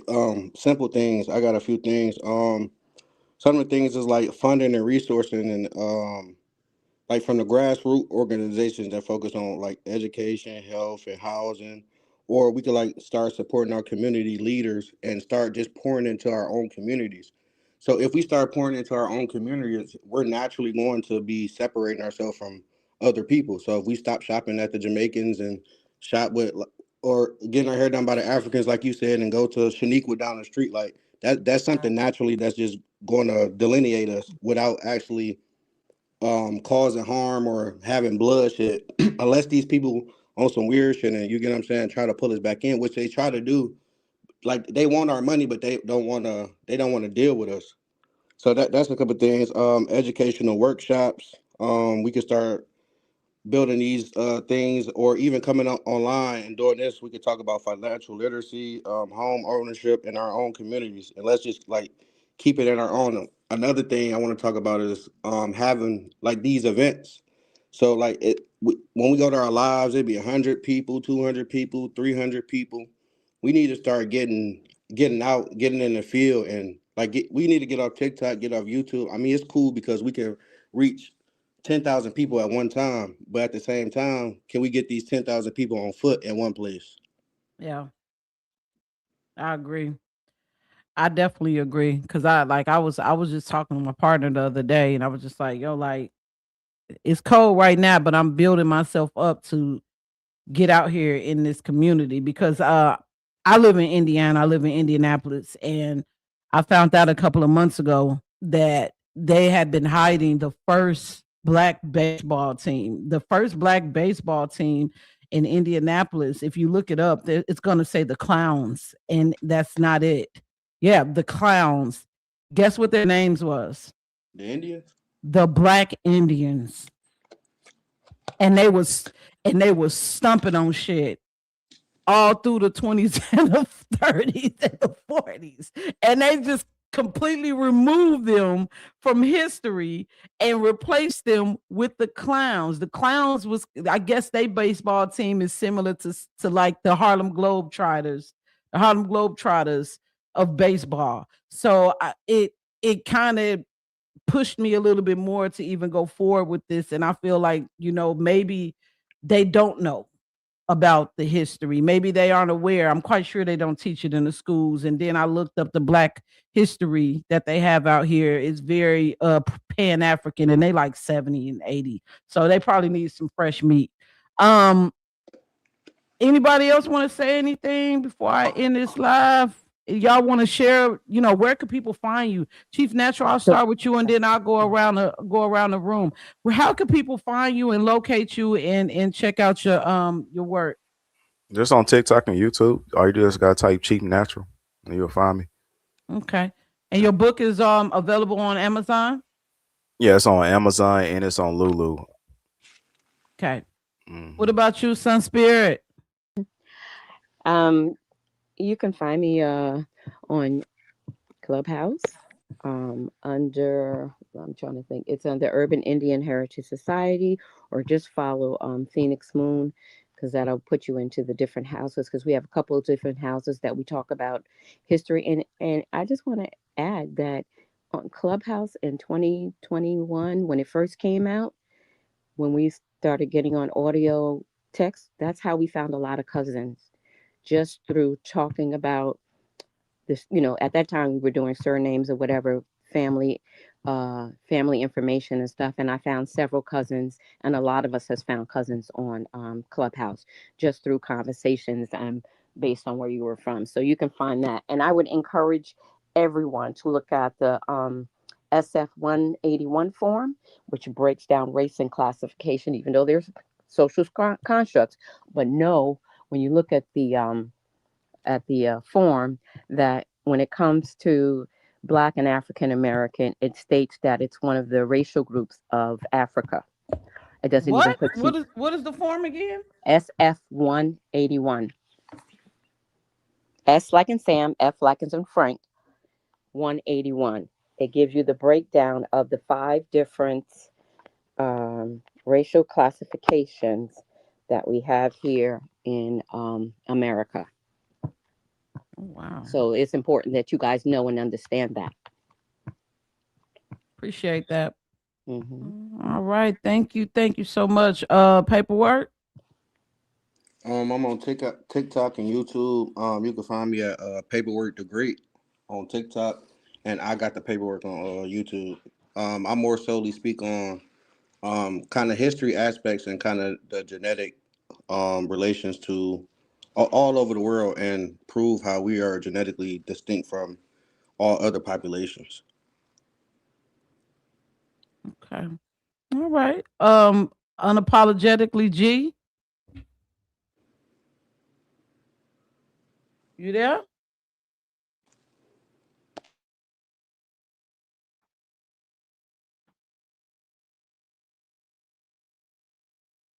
All right.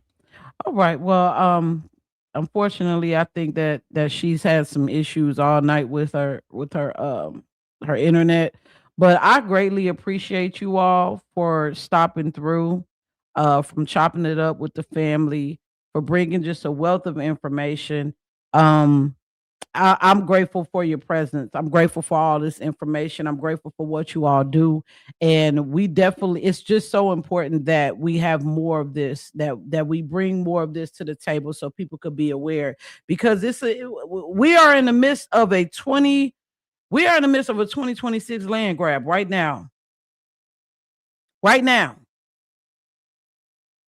It may not be like the Homestead Act, it may not be like the Indian Removal Act, but we are in the midst of a 2026 land grab.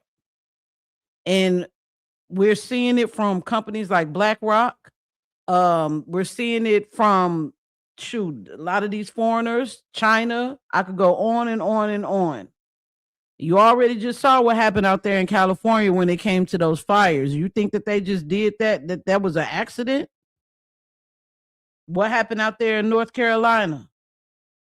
That storm. You think that was an accident? We've been having storm after storm after storm, washing away whole neighborhoods. The only difference is they're not doing it based upon a race. So when I say that the main monolith that we have to be right now is America first, we have to. Because just like you may not be a melanated person, and I am, that doesn't mean that your family does not deserve to be considered an American, and we don't have to stand with each other against these people who are terrorizing our country. And it's important that Black Americans, that y'all get off that Democrat plantation, because they ain't serving none of us right now. They fighting with the enemy. They fighting with the enemy. They standing with the enemy. You ain't got your kids out there. Make it make sense. But I ain't gonna preach to you all today. I'm gonna go ahead and get up out of here. Listen, make sure you all click that bell so that way you can be notified anytime that I hop on. We're gonna be back here next Monday at 5 p.m. Eastern Standard Time. We're closing out Black History Month and bringing in Black History Heritage. And we're gonna close that out and bring that in with a bang. Next month, we're gonna focus on the new year. What a lot of people are not aware of is that the new year was not January 1st. So next year is all about frequency, energy harvesting, spirituality, connecting to source. What is source? We're going to dive in deep And I really hope that you all join us in next year. I mean, next year. Well, next year. I'm going to get up out of here, y'all. You got it. You got it, girl. I got it, God. Let me see. The ancestors was just like, let me realign you. I knew where you was going, but let me bring you back. But I appreciate you all so much. Thank you, family, for joining the live everywhere. Facebook, IG, YouTube. Appreciate you all. Follow all my people. Thank y'all so much. I appreciate y'all. Y'all have a wonderful Monday. All right. And we out. Appreciate it. Peace. Happy Monday.